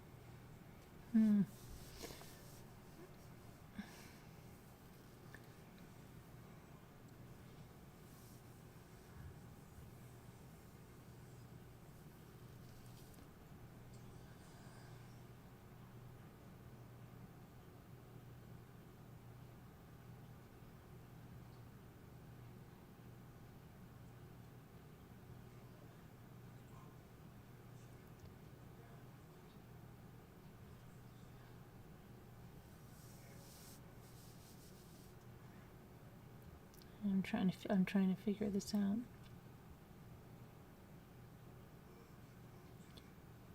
I don't know. They're saying that they don't mention the father. You never see the father. That they're divorced, or they're not together, but they're not officially divorced. Let's see, what did Bucky Ann say? And a piece of toast. She was saying that she was trying CIE because one bite until she could eat it all. One bite at a time. She's at a severe place in her disease. If no intervention or treatment, she will be on ICU or life support within a short period of time. But you know what, Shelley Joe? People were saying that 2 years ago.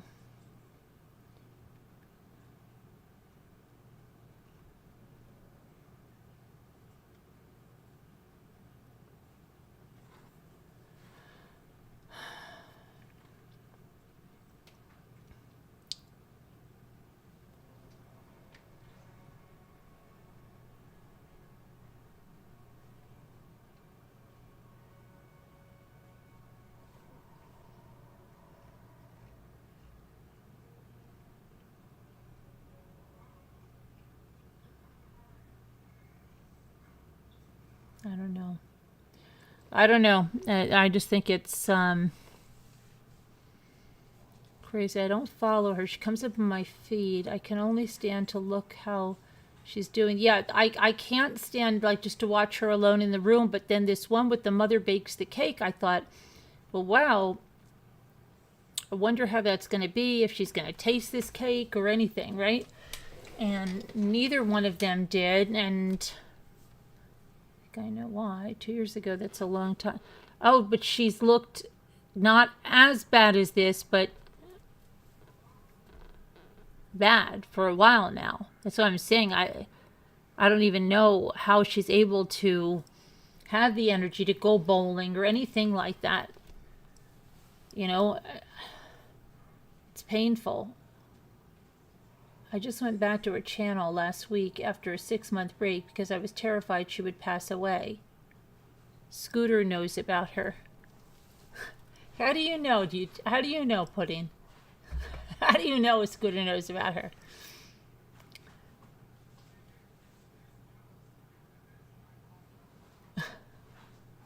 I think I told Scooter about her. Honestly, the last time we talked about her. Scooter knows about her.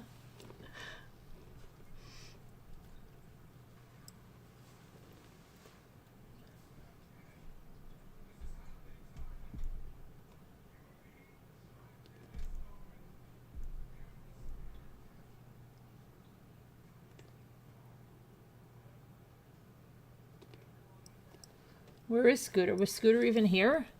Let me see.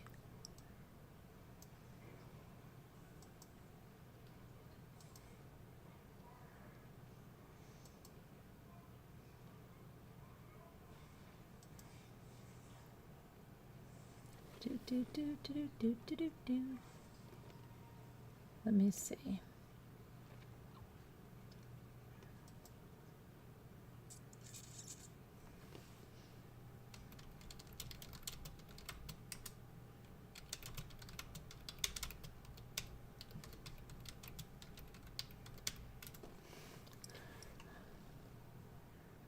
I'm checking with her.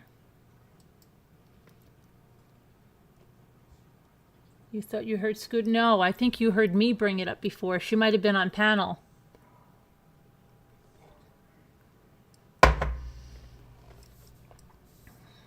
Is Scooter in the tub? I don't know. I just sent her a message.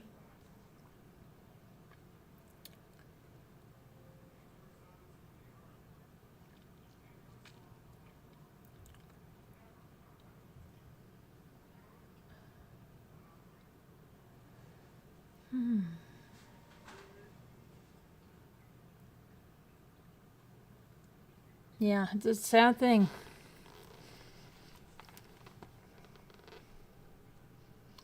Very sad thing.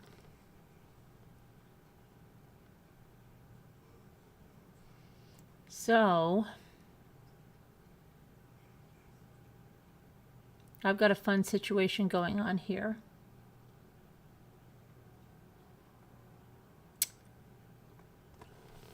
Oh.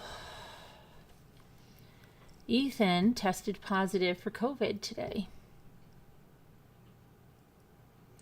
He never got it.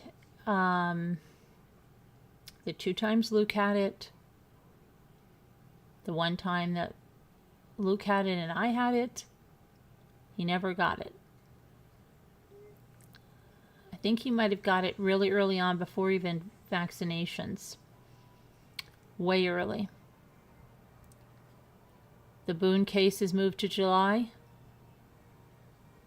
But, yeah, he tested positive today. Thanks, Lisa. So, just great, isn't it? And it's spring vacation. They're off this whole week. Poor kid.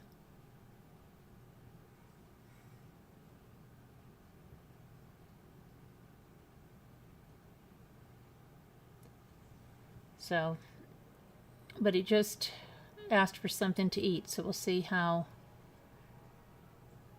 that goes. He doesn't have congestion or a cough or anything like that. He said his throat was sore.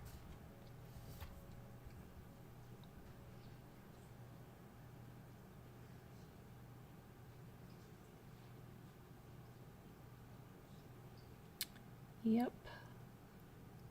No, he's not I mean,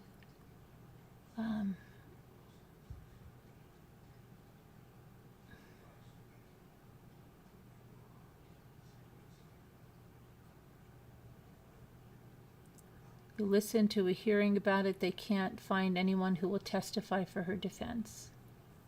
Thanks, Pudding.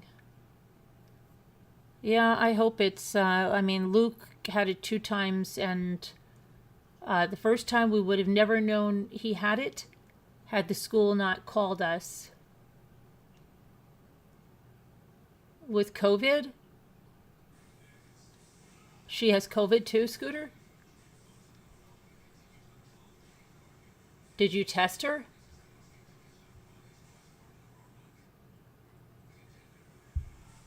Um,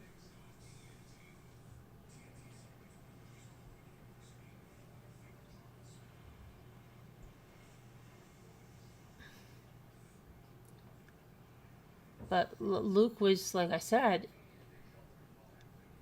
the second time he had it, he had like nothing, absolutely nothing. And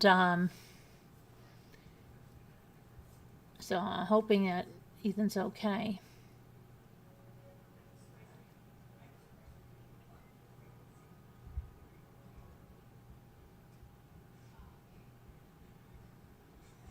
Yeah, I know. Hope not. Oh yeah, you should test her, Scooter. You don't have any tests in the house?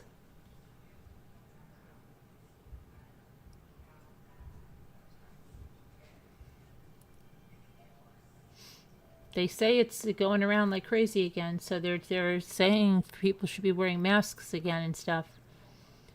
They just got it, and I'm still a mutant over here, having never tested positive.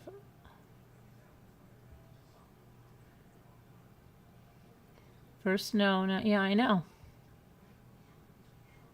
I feel so bad because you have a second round of it at work. It's what they said. I just saw something. They said it's making the rounds again.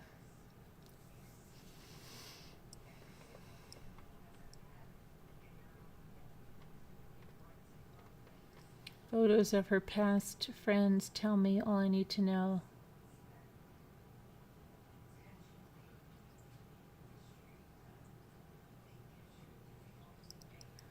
I have to wear a mask always. Even I wear a mask too, and I feel like I'm the only person that does. I went to a school awards. I was the only person with a mask on at the whole awards thing. Sports awards. There's another huge surge right now. Wow.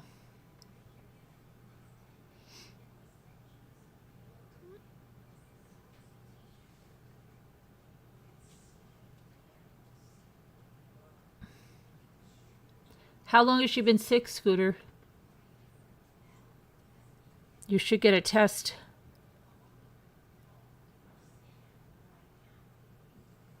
Everyone at work has had it except me, Shelley Jo said.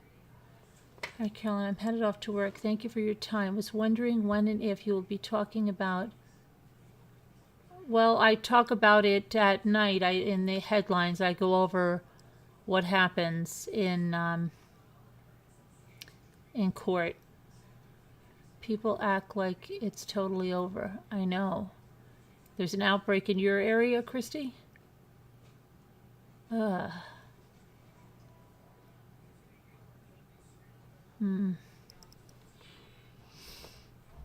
Crazy.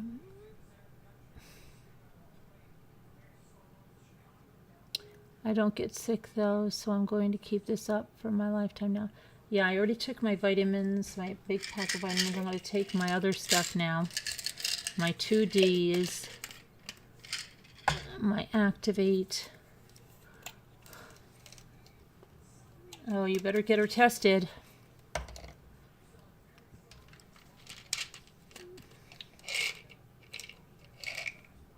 Yeah, you can still order the tests from the government. You're entitled to 4 tests. I think it's... Extra B. She feels better and that she's not sick, but that's... Tornado warning now. Oh, really? Great. I heard that Little Rock. I hope that our friends in Little Rock, Julianne, and this is my zinc. I forget whether I take 2 or 1 of these. How am I? 2. Okay. I've been unable to listen to any of the trial. Every time I try, it's never broadcasting, but I know others are able to listen. Are you talking about Orrin and Orson? Yeah, I had some trouble like that. It's pouring there, lots of thunder, lots of lightning. Really? I think it was a horrible cold rain. I think masking is the best way to keep the funky at bay, and the reality is people are really gross, so I don't know why I never thought of masking before. Yeah, I'm good with masking. You've got nothing in PA? Where in PA, Lisa? What part of PA? I'm close to PA. What part of PA are you near? Are you near Scranton or Pittsburgh or Philadelphia? Atlanta, LA? No. Hi, Philly Farmhouse. It's insane here this morning. Hail, wind. It's near Hobart now. Really? Stay safe. Outside Philly. Okay.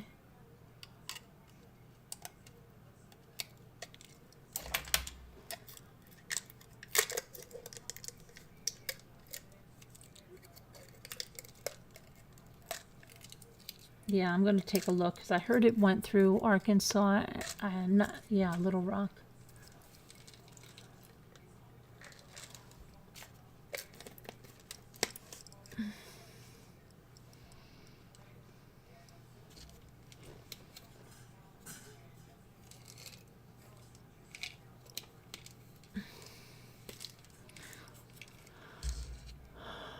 I saw a big storm is brewing.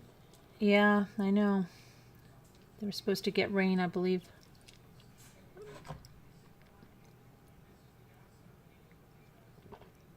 You're under 1 until 2 a.m.? Oh, Shelly Joe, I take so many vitamins. I take way more than 2 vitamins. I take an entire big pack of vitamin supplements, and then I take more on top of that. I take double D, D3, 2 of those. I take iron plus vitamin C. I take a hair, skin, and nail supplement. I take an Activate Immune Complex on top of the vitamins that I take. I take zinc, quercetin, which Newfie got me these when I had COVID the first time. Newfie, where are you, Newfie? We miss you. I take a methyl B complex, and I take additional vitamin C, and then I take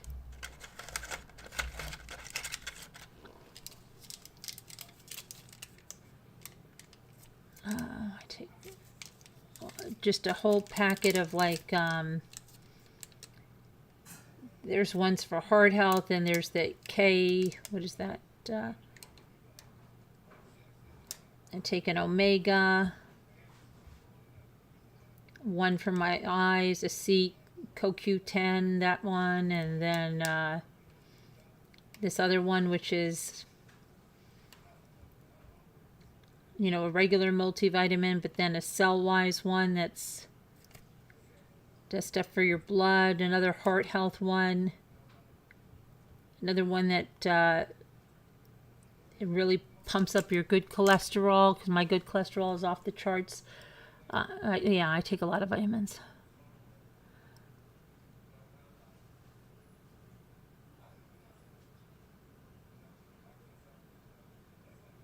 You got to take them with food. You have to take them with food.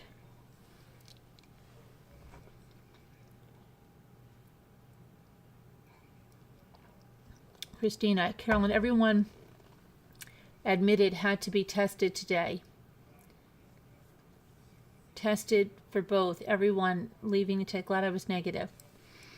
Yeah, I wear masks too, but everybody doesn't around here anymore. Like, no one wears one ever. It's like so rare if I see someone with a mask now.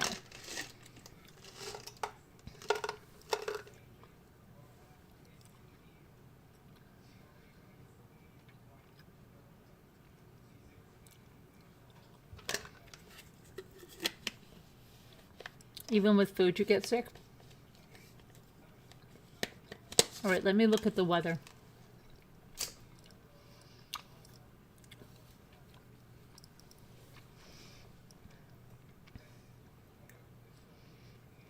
You know what I just thought of? What if someone had a dream to be a meteorologist, but they weren't really a meteorologist, but they did one on YouTube? What if they had a weather channel on YouTube, but they were just a lay person that just took a real interest in weather? Do you know what I mean? Could be anything you want to be on YouTube. Okay, sorry. All right, let me look at this.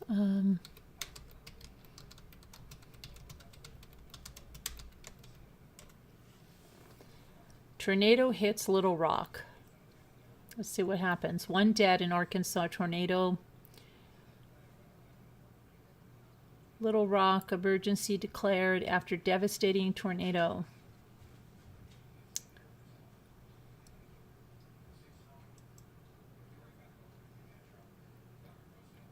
Let's see. Tornado slams Little Rock.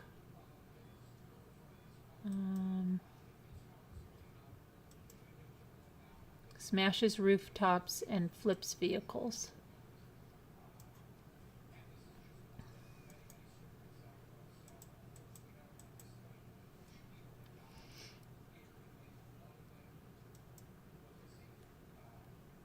Wow. And first, all of those in the storm and in the path.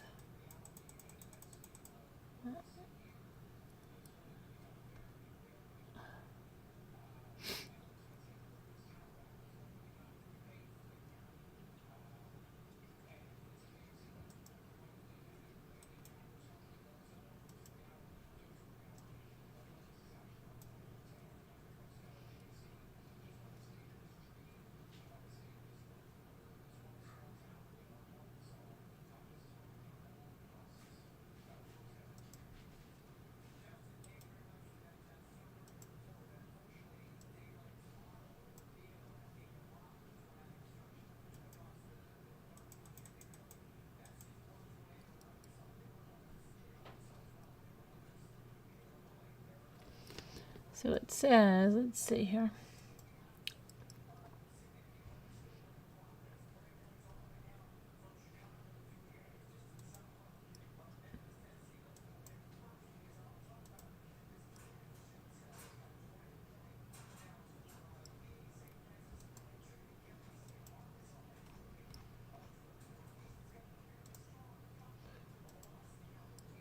Okay, is this? A tornado plowed through Little Rock and surrounding areas on Friday afternoon, reducing rooftops to splinters, toppling vehicles and tossing debris on roadways as people took shelter. More than 350,000 people were at risk, is what the National Weather Service has confirmed. Large and destructive tornado tore through the business districts and neighborhoods in Little Rock and North Little Rock. Passengers and airport employees at Clinton National Airport in Little Rock took shelter in bathrooms. Aerial footage showed several rooftops were torn from homes in Little Rock and nearby Benton. I don't know where I heard about this earlier today. What was that? Massive storms are brewing over at least 15 states in the Midwest and southern U.S. Meteorologists are urging people to brace for dangerous weather, including tornadoes, saying the conditions are similar to those a week ago that unleashed a devastating twister that killed at least 21 people in Mississippi. More than 85 million people were under weather advisories Friday as the National Weather Service Storm Prediction Center forecast an unusually large outbreak of thunderstorms with potential to cause hail, damaging wind gusts, and strong tornadoes that can move for long distances over the ground. The area at greatest risk for storms on Friday follows a large stretch of the Mississippi River from Wisconsin all the way to Mississippi, with rare high-risk advisories centered around Memphis and between Davenport, Iowa, and Quincy, Illinois, and surrounding areas. Forecasters issued tornado watches over both high-risk regions until Friday evening, when the Weather Service is expecting numerous tornadoes and calling it a particularly dangerous situation. Let's see. Parts of Texas, Oklahoma, New Mexico, and Kansas were at risk for widespread fires due to dry conditions, high winds, and warm temperatures.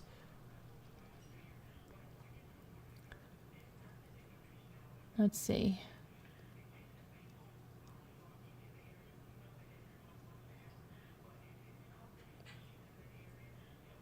I don't know.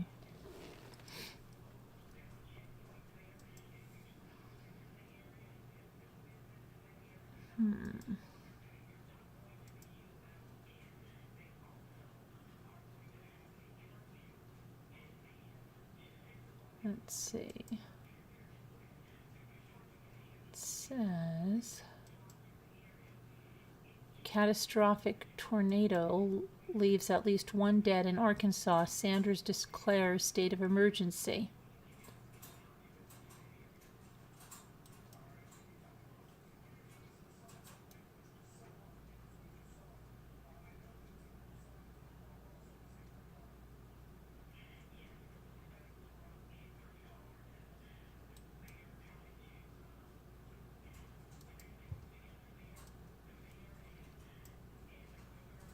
Let's say high risk, slight risk, moderate. What is that? Tulsa, Oklahoma?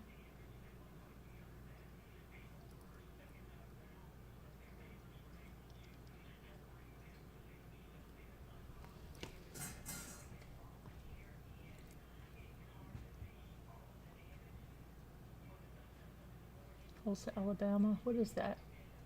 Tulsa, Alabama? Oh, here's Dallas. I don't know what the heck this is.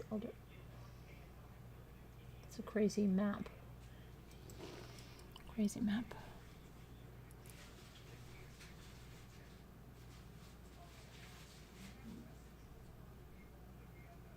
The high school, I guess. Let me see. It says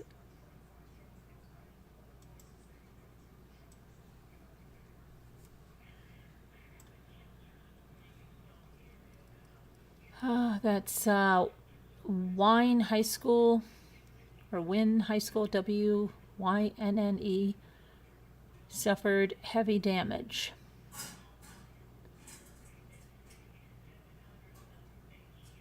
Before hitting Wynne, a strong tornado struck Little Rock in a storm that the National Weather Service called catastrophic.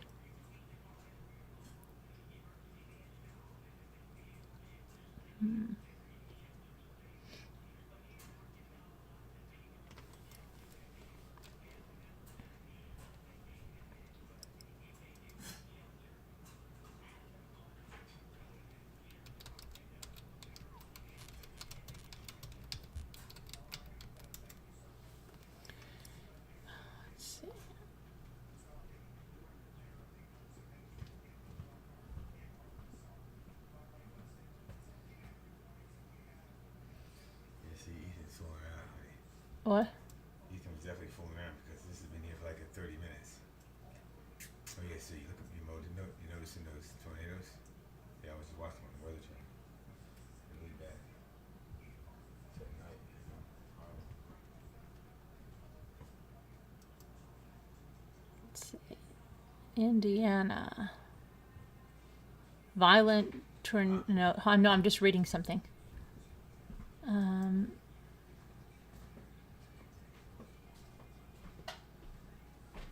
Let me see. No, that's forecast. Let's see.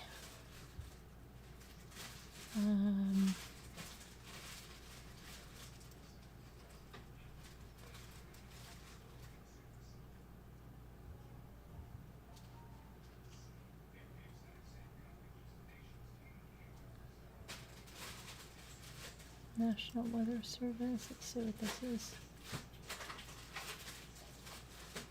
So this is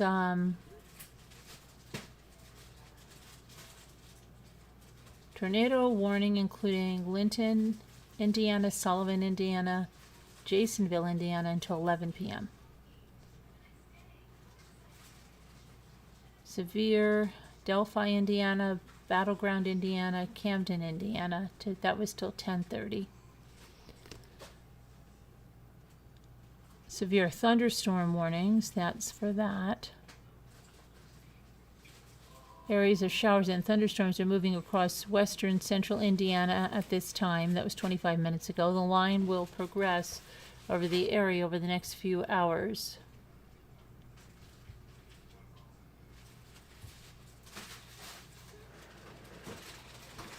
Then 2 hours ago, it said a tornado watch has been issued for parts of Illinois, Indiana, Kentucky, and Michigan until 3 a.m.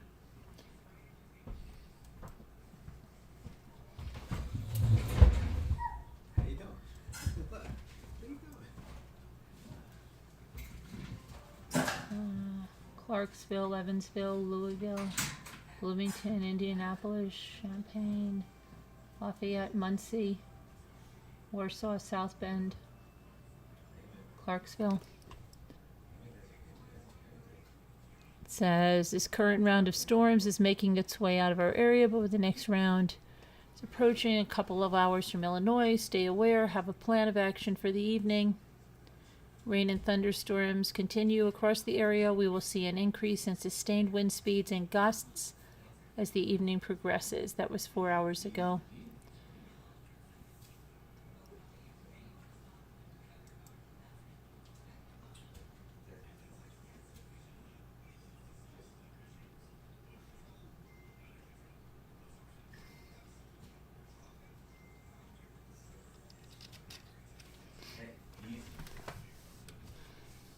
Let me see here.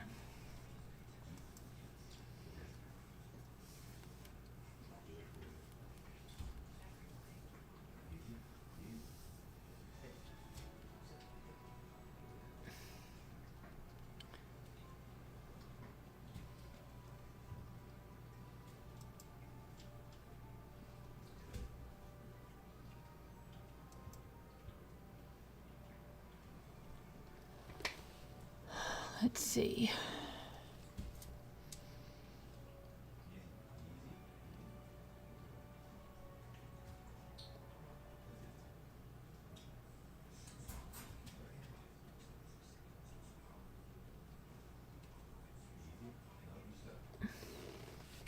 A Torcon value of 9 for some areas. That was 9 hours ago. It's very rare. You need to be paying attention.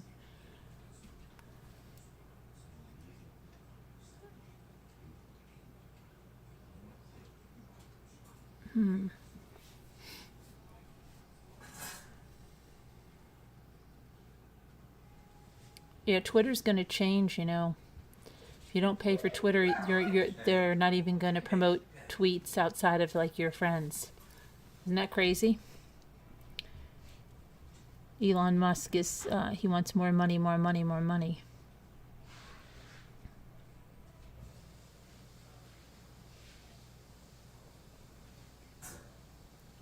They've already turned off, or they're turning off two-step verification for anybody that doesn't have a paid Twitter account. And now they're not going to promote any tweets. Yeah. Yep.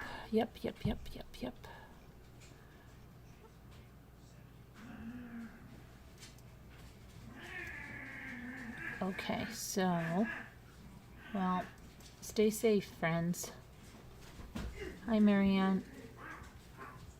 Hi, Snow Remover. Sorry you're not well.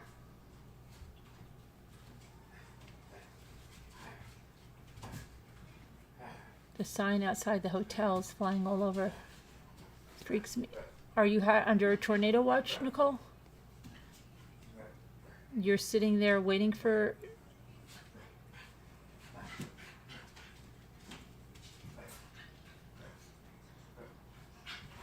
We have a watch. Oh no. Many on the ground in Illinois right now, Philly says. So many storms.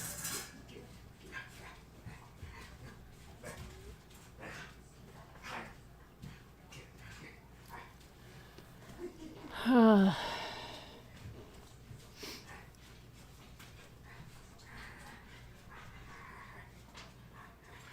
let's stay safe there. Wow. It's crazy weather.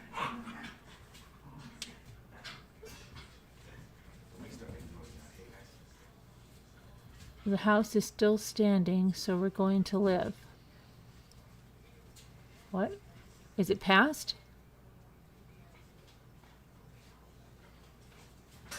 I'm in Bardstown, and it's until 3 a.m. The wind is really insane.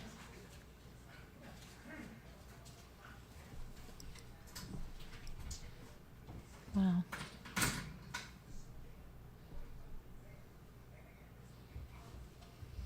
Yes, many on the ground. Massive tornadoes, they are saying.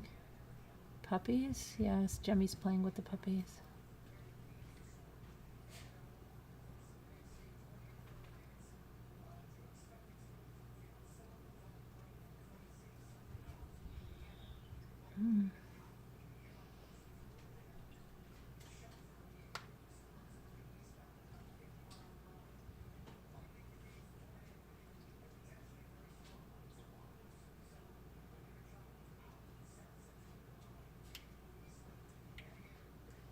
I called the police once.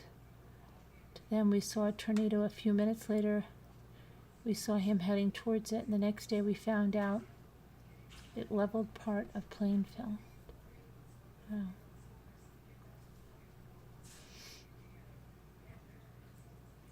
Freezing. I'm freezing. The wind was wicked here, bad today. And I'm in my travel trailer. Oh no.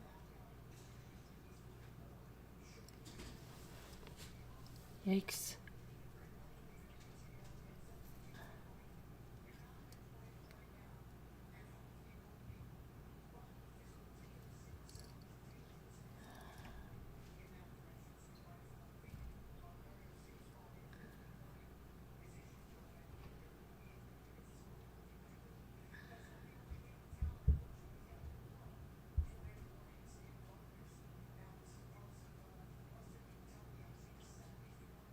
Oh, really pelts, yeah. Huh.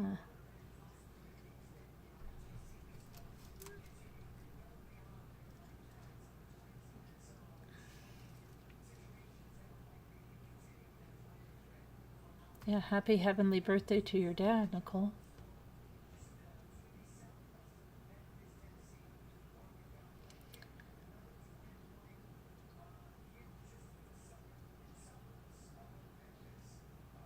We had one tornado last summer that took out a car dealership.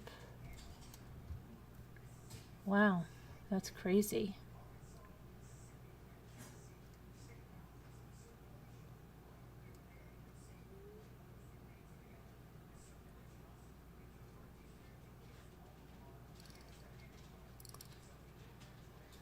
Yeah, Christine, you were here that night when you were saying that, and we were telling you to go in and get checked, and then the next thing we knew, you had a stroke.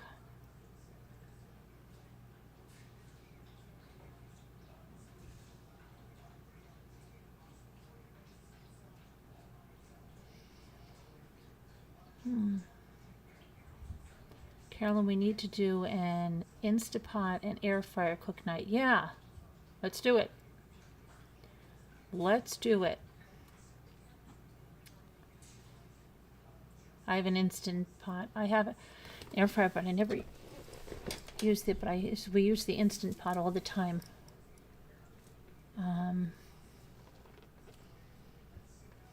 Love you too, Nicole. Yeah, that would be fun. We'll have to plan it. It was nice here today in the 60s. My daughter took me to Claire's. Oh, not Claire's, Charlie's. Now it's not so nice here. Oh, wow. Be careful.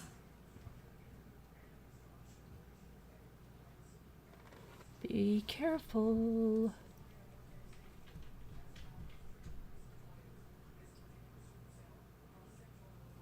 Yeah, I know, Shelley Jo. She's lucky. She's here and getting better. Yeah, I know. It's so scary.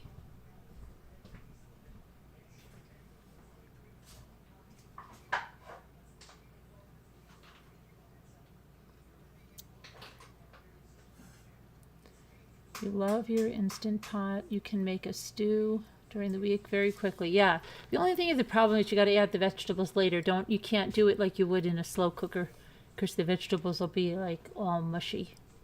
You have to add them like later. And once you get used to that, you'll be all right. Yeah.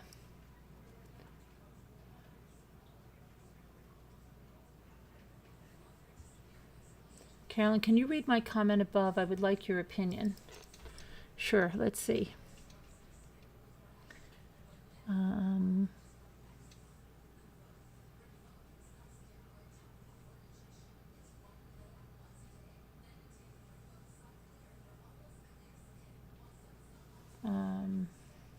I'll take snow anytime. How far above? We're getting severe winds in Virginia. Oh, I didn't know you were in Virginia, Lisa Hobbs. Are you in Virginia, really? What part of Virginia?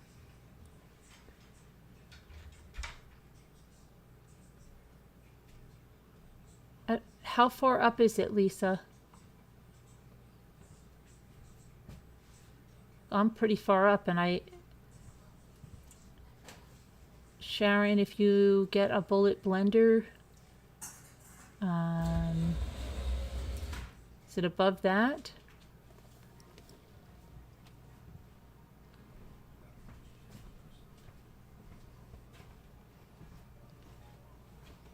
Let's see.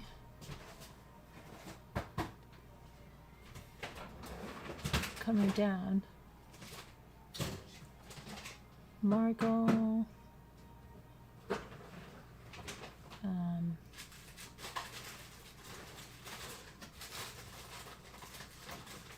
I'm looking, Lisa. Oh, it's much lower. Not far above. Carolyn, can you read my comment above? I would like your opinion. And I'm going above that. And the first comment above that says, Nicole Griffith, you're in my thoughts and prayers. Then above that, I see Marianne, hello. Then I see Margot K. I'll take snow anytime. I love it. I don't leave the house much though, so it's not a problem. LOL.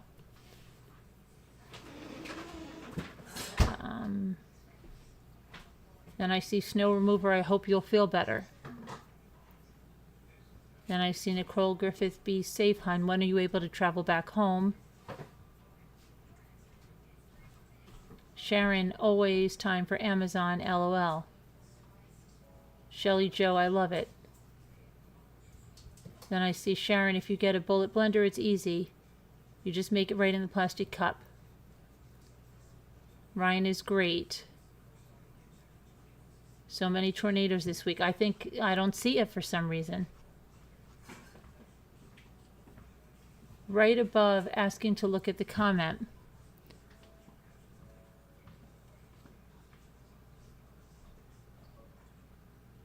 I honestly don't see it. Does anybody see a comment from Lisa Hobbs right above asking me to look at the comment?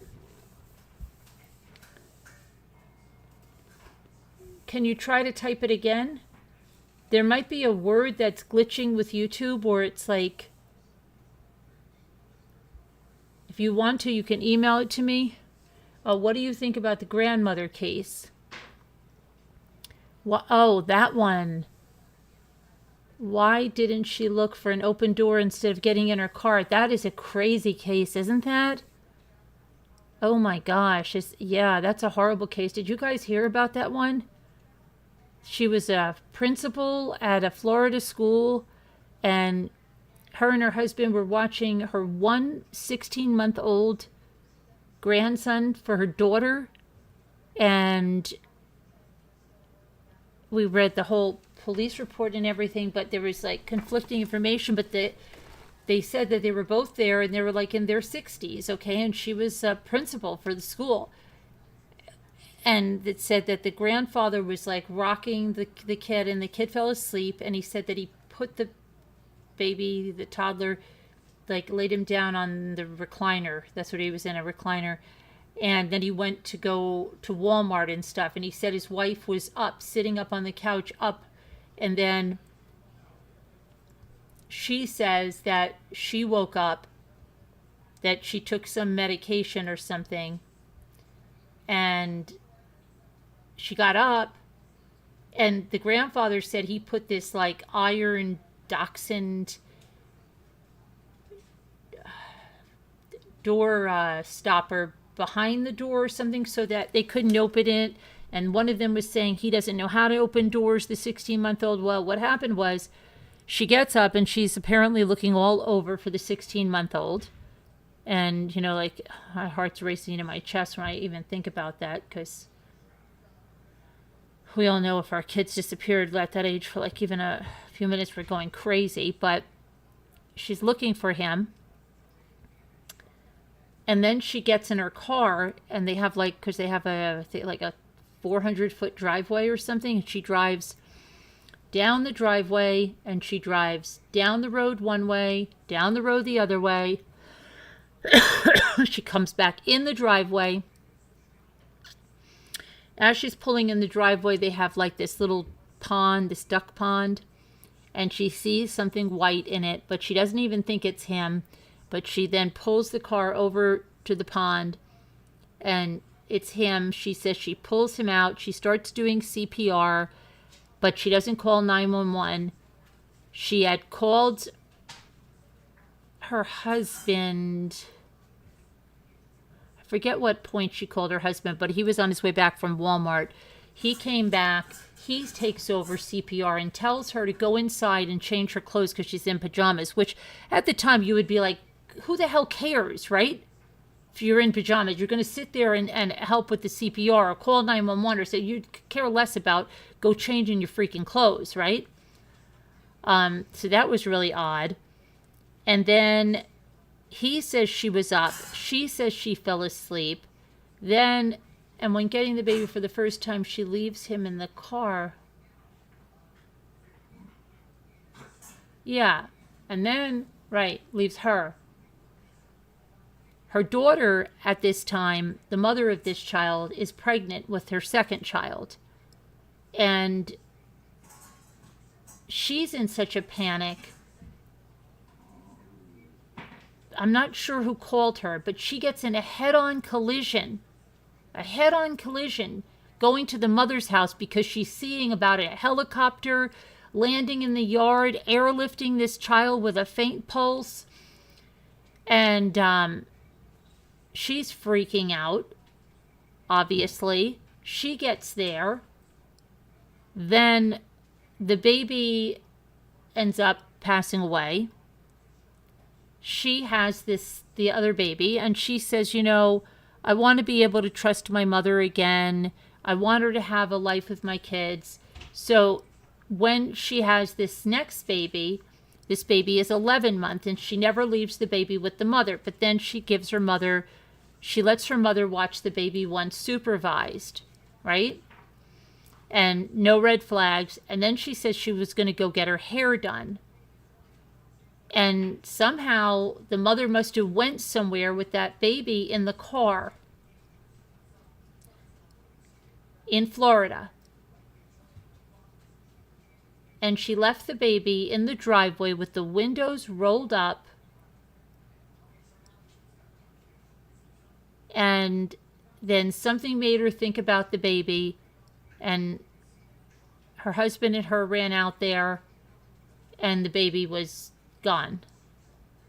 They started CPR and stuff. And now either the mother has a problem with her memory, dementia, I don't know, but the husband and the father of the kids said this is two kids. These are both of their kids have died in this woman's care.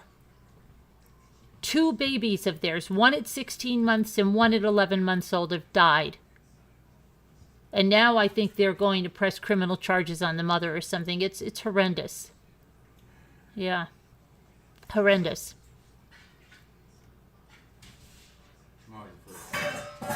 I don't know what the deal is. I mean, you can't imagine that she would do that intentionally, but what the heck is going on?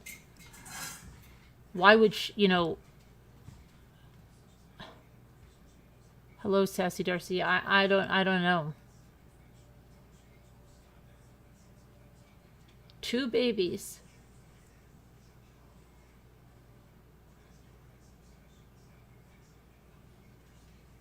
It's devastating. I can't.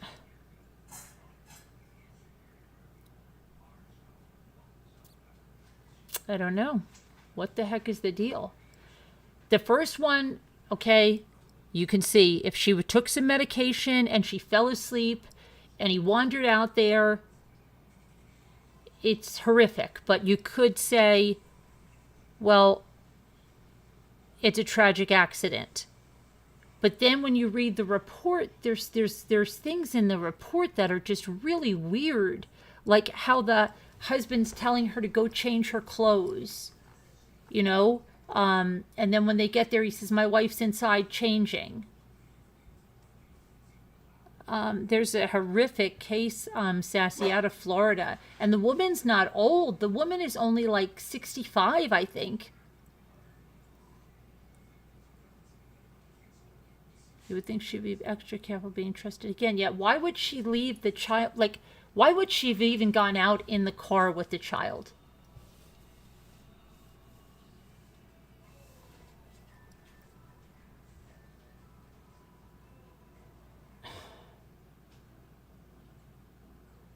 Yeah, let me see if there's anything else about that case. That's just a horrible case.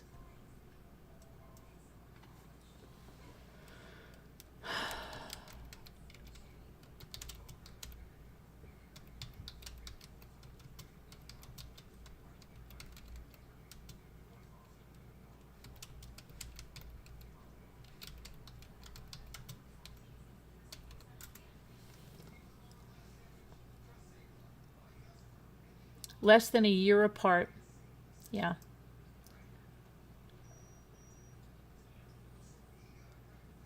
So she has been charged.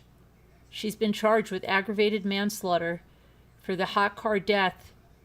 Oh, 7-month-old. I'm sorry, not 11 months old. 7 months old.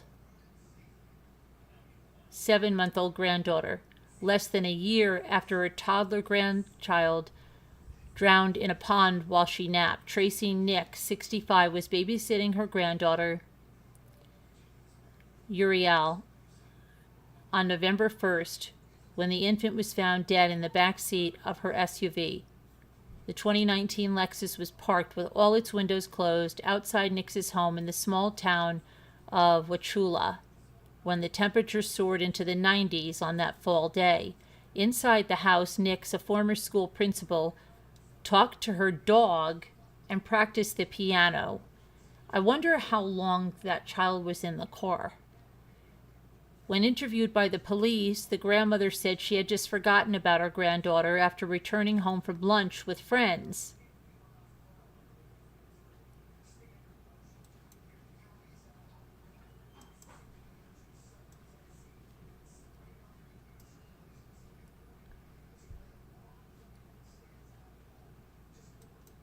And this is the grandmother.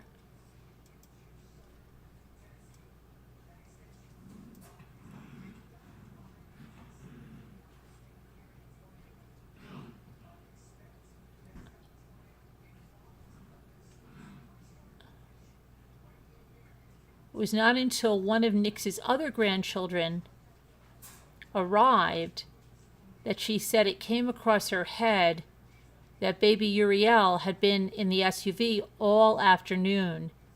The grandmother's husband, Nunne Nix, found the unresponsive infant in the back seat and attempted CPR, but she could not be revived. To think of the last moments of her life as a mother is gut-wrenching, said her mother, Kalia. Her partner, Drew, wondered aloud through sobs, how do you forget a little girl? The baby girl died 11 months after, oh, that's right, 11 months after her 16-month-old brother Ezra drowned in a pond while in the care of her grandmother,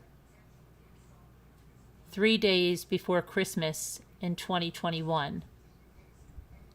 When Nix reportedly dozed off on the couch and woke up and could not find her toddler grandson, she called her husband for help.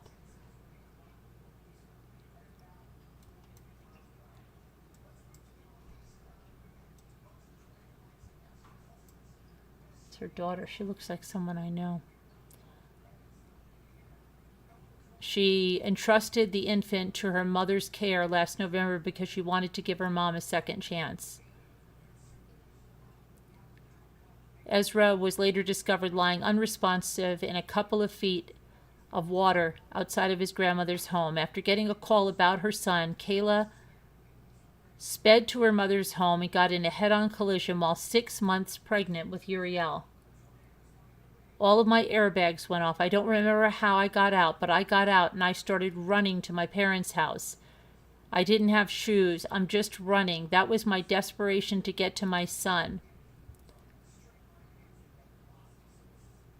Kayla and her husband said that after the drowning, they did not trust Tracy at all, and they would never let their eldest child, age 4, go to her house. Oh, they had a 4-year-old. Oh my goodness.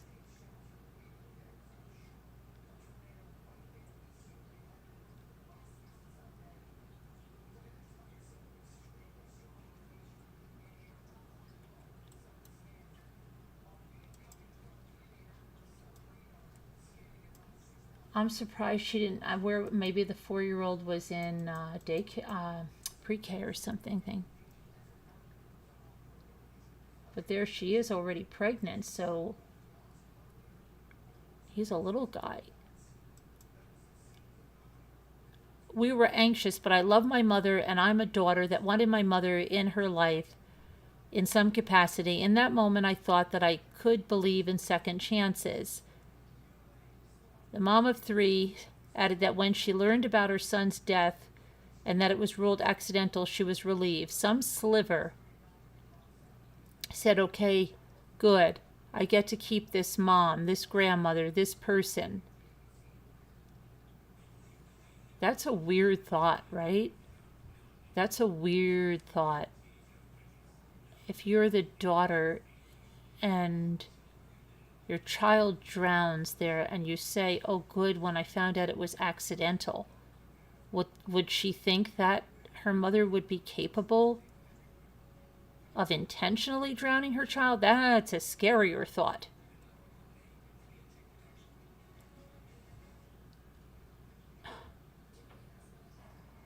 Kaylee and Nick said that on November 22nd, she felt comfortable leaving her daughter in her mother's care because she knew the people she was going to lunch with and trusted them.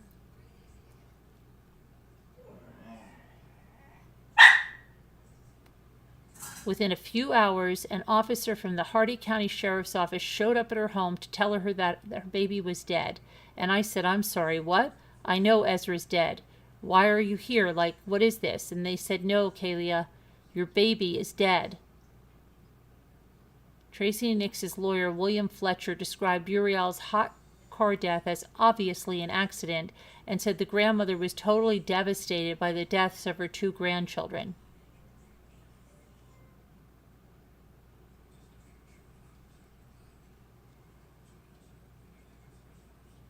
I don't know who these... She must have other grandchildren. Well, this looks like the little boy that drowned, but then she's got another granddaughter there from another child, probably. The 65-year-old woman could face between 12 and 30 years in prison if found guilty of aggravated manslaughter in her granddaughter's death. If I'm objective, she needs to go to prison, Kalia said. As her daughter, it kills me to say this. As their mother, I demand it. I will fight for them. That sounds really, wow. Sounds like there's a lot more going on there.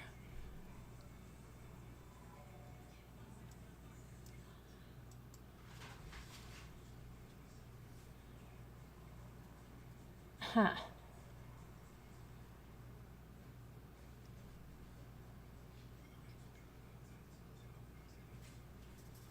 Something's really wacko with that, isn't it?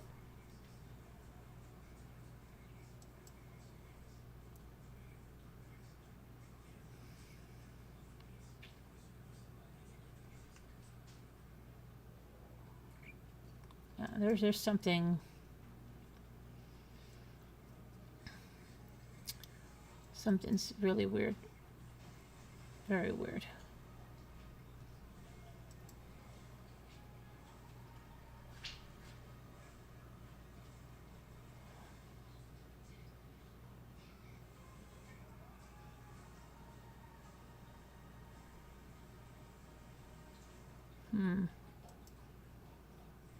I don't know. That's just really, on so many counts. Just so weird.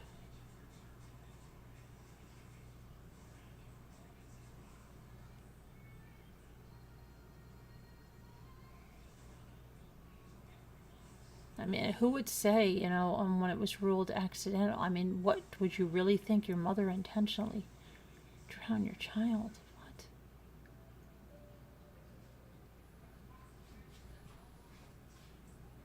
I don't know. Something's wacko.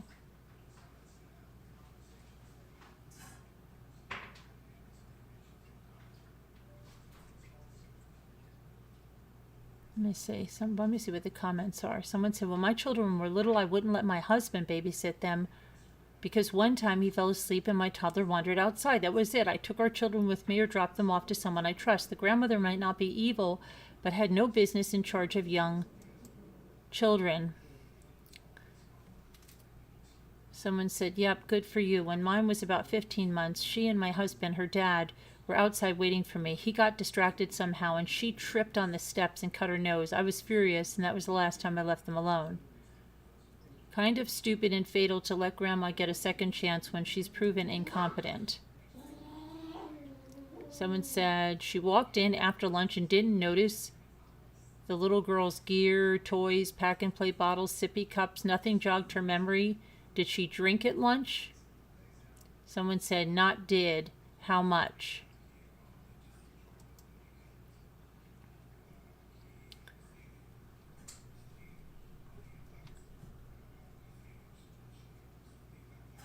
Someone said there has to be something wrong with the grandmother, dementia or a chemical dependency issue, perhaps because any person would be hyper aware when you have the chance to be with your grandchildren again. Baffling, tragic.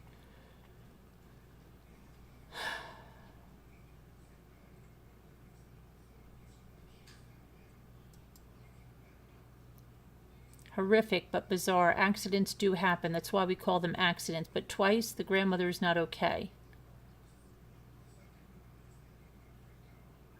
Inside the house, Nix, a former school principal, talked to her dog and practiced the piano, someone wrote. Talked to her dog while their grandchild died a horrible death. The mother should be charged. Let's see.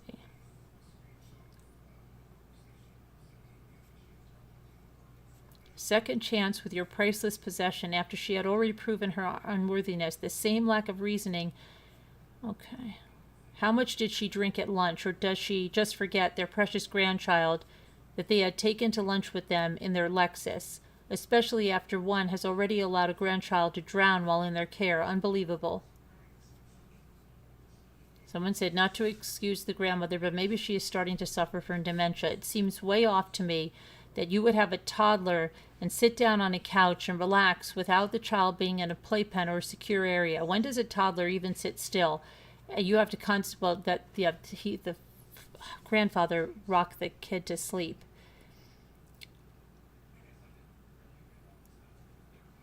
Let's see.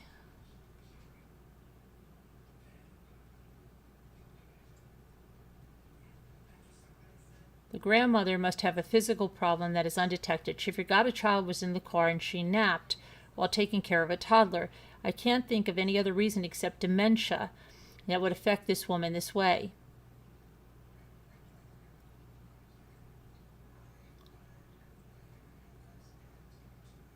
Someone said, I don't think I've ever heard of something more awful. How do you, as their mother, ever recover from this? Maybe grandma has dementia.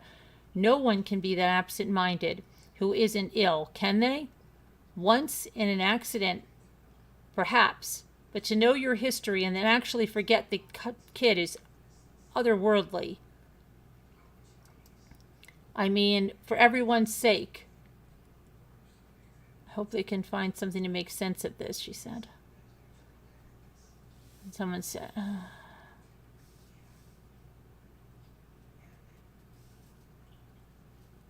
she's either got memory issues, substance abuse issues, or she really, really doesn't like her daughter. Regardless, I could never forgive her ever. This is a very sad situation. The woman may indeed be evil, but it's also possible that she's in the early stages of dementia.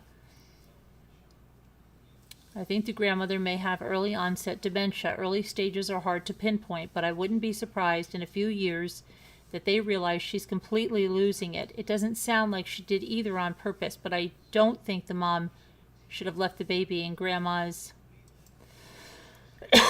care without another adult being there at all times. Someone said, once is tragic, twice is either intent, drugs, or a closet alcoholic. Regardless of why this happened, allowing the grandmother to attempt babysitting a second time.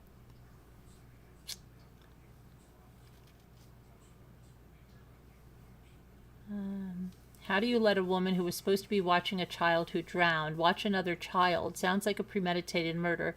She knew this woman would eventually kill the next child.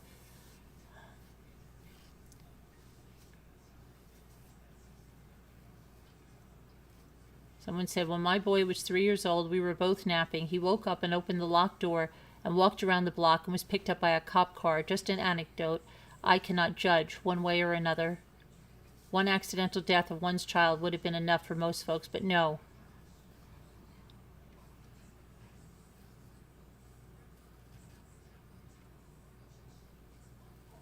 Unless she has Alzheimer's, this is completely irresponsible.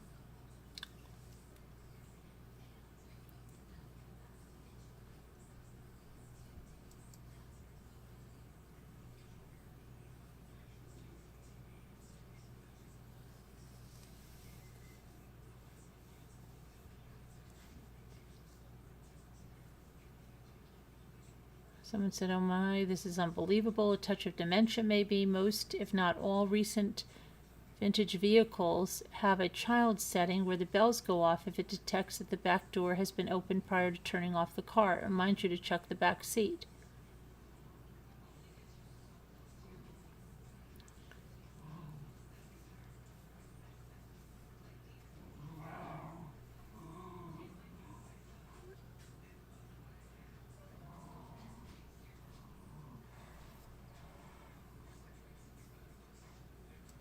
Lots of crazy comments. There are a lot of people are saying dementia, alcohol, or drug problem.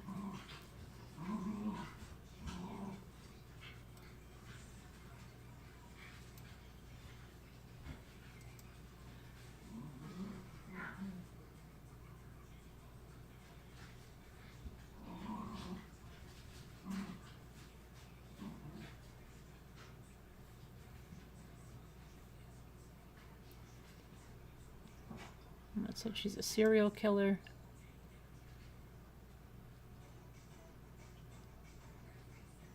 So terrible. Wow. My gosh. That is, yeah, that is crazy, guys. That is really crazy.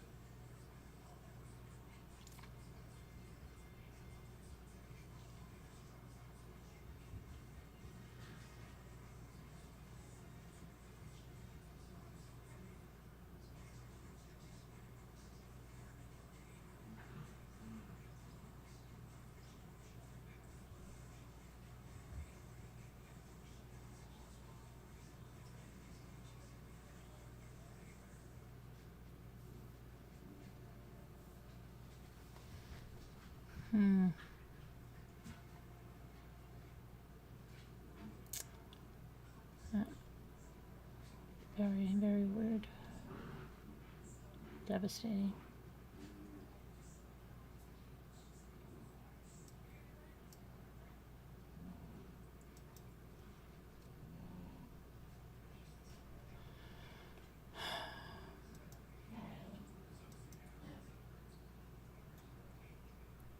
Let me see what this one says. Florida grandmother just forgot granddaughter in hot car months after grandson drowned in her care.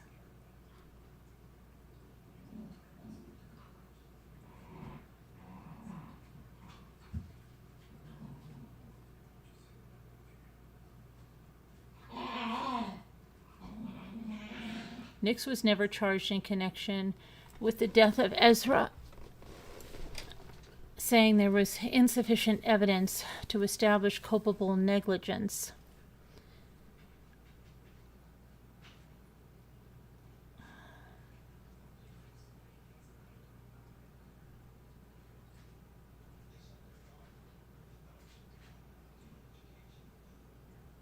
It wasn't until one of her other grandsons arrived at her home that it occurred to her that Uriel had been in the car all afternoon. You would think that the mother would have checked on her, like, hey, everything okay? You know, like constantly the first time she's leaving her. I don't know.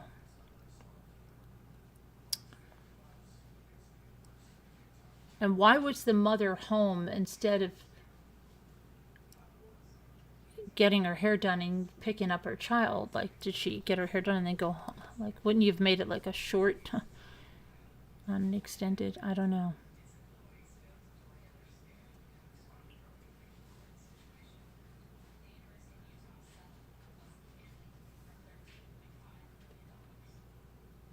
It's horrible.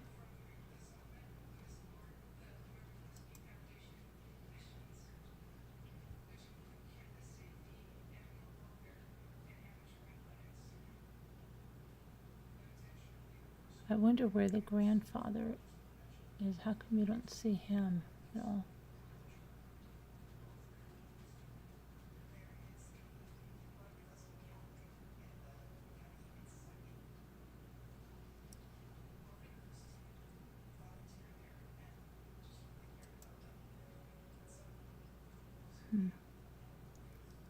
It's really strange.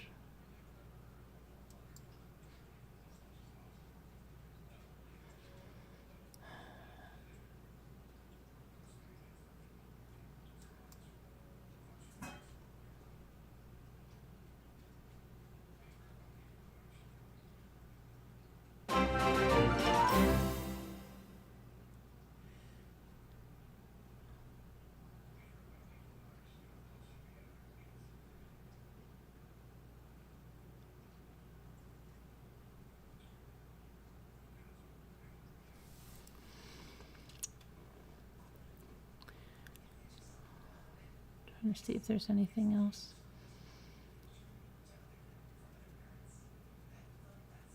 She's okay. Here, let me see what this says. Kaylee, who was then Tracy was not charged for the one-time lapse of judgment. On Facebook, the distraught mother Kaylee told of her heartbreak as her son was taken off life support and died in their arms on the 23rd of December, 2021. Uriel was born 3 months later in March. She said 2 hours after leaving her mother with Yuri to attend an appointment, it was on Hardy County Sheriff's Office, told her that the mother had left her daughter.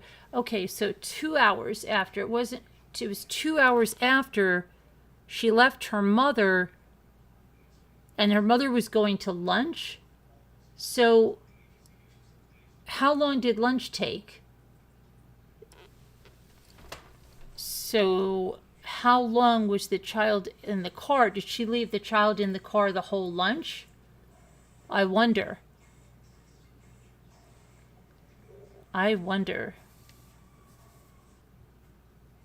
She wrote in November last year, completely broken, traumatized, enraged, devastated, overwhelmed.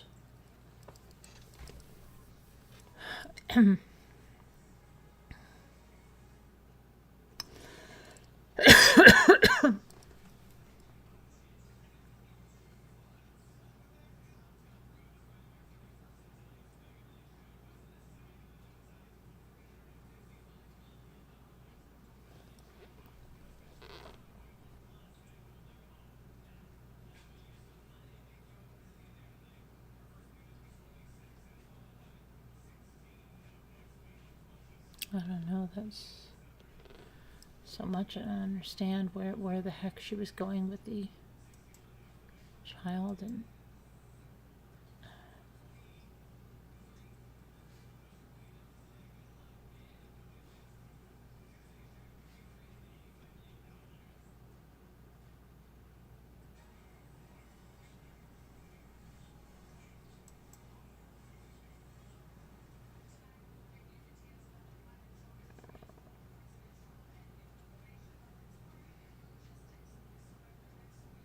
I don't know.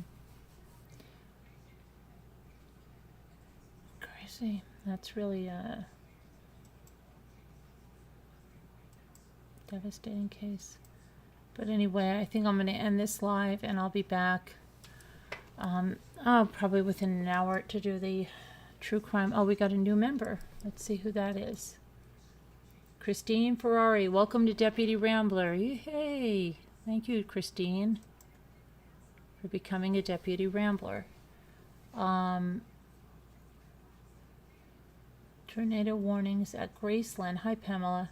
And into Memphis. Oh, wow. Huh.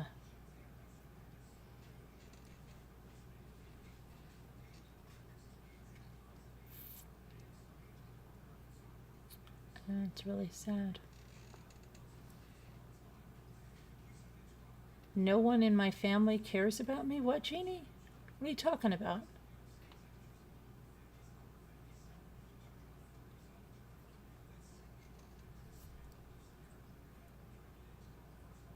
She should have told her don't leave the house, but I guess, I don't know.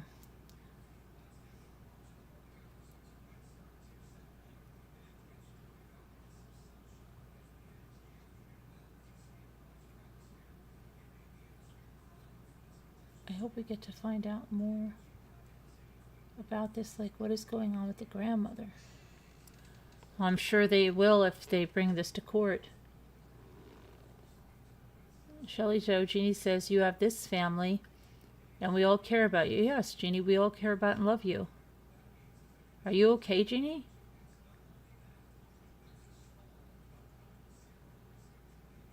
Thank you, Carolyn. And Lisa Knotts. Lisa, did you change your name? Are you the former Lisa Hoban, or is that a new Lisa? Thank you. I'm glad you got to catch a live too.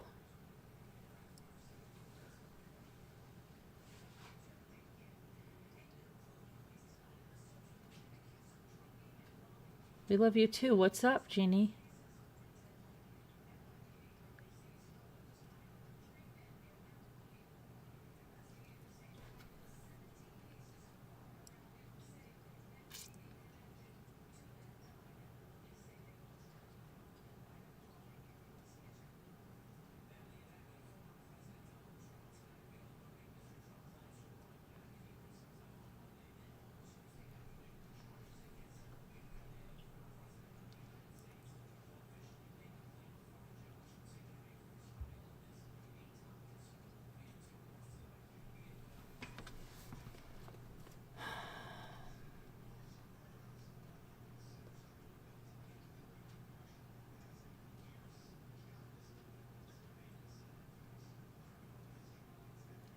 Oh, Lisa S. Oh, I remember. Oh my gosh, Lisa S. from a long time ago?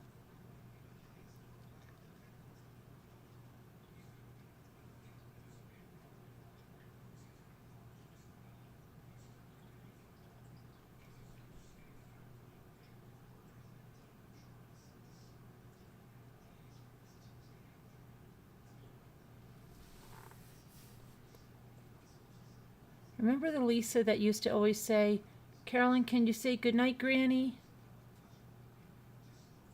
And I would say goodnight, Granny. I don't know what happened to her.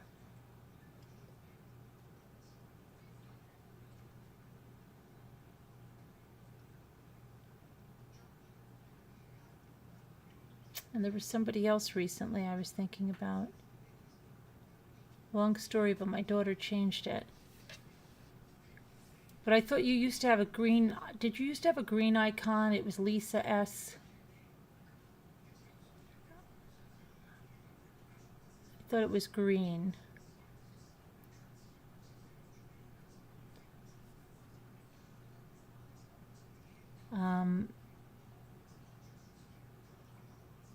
No, Hennessy. Henny's #1 fan. I haven't seen you in a long time. And there was somebody else.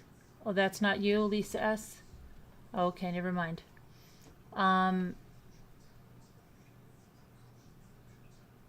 That's not you with the granny, but I don't know if it was Lisa S, though. You've been here before, right? What was I going to say? Somebody I just thought about recently that we haven't... And it was...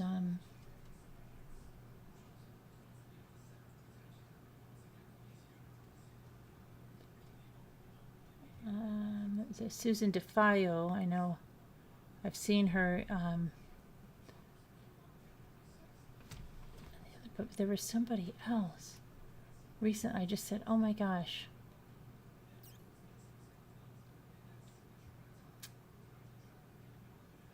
Well, Newfie always. Where's Newfie? But I think mind is going. She changed my email and it changed. Oh, okay, Lisa.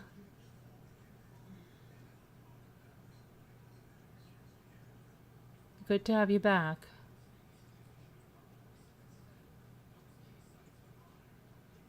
It's our Lisa S, yes. Lisa L, Lisa S. Listen, Lisa.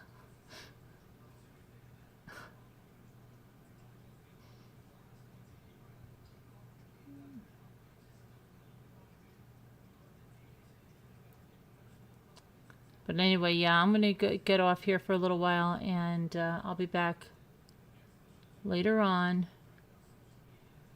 Not too much later, but a little later.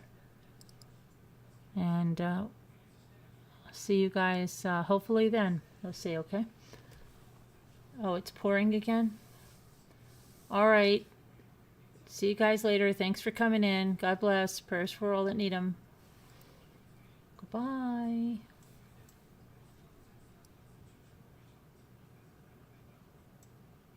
Love ya.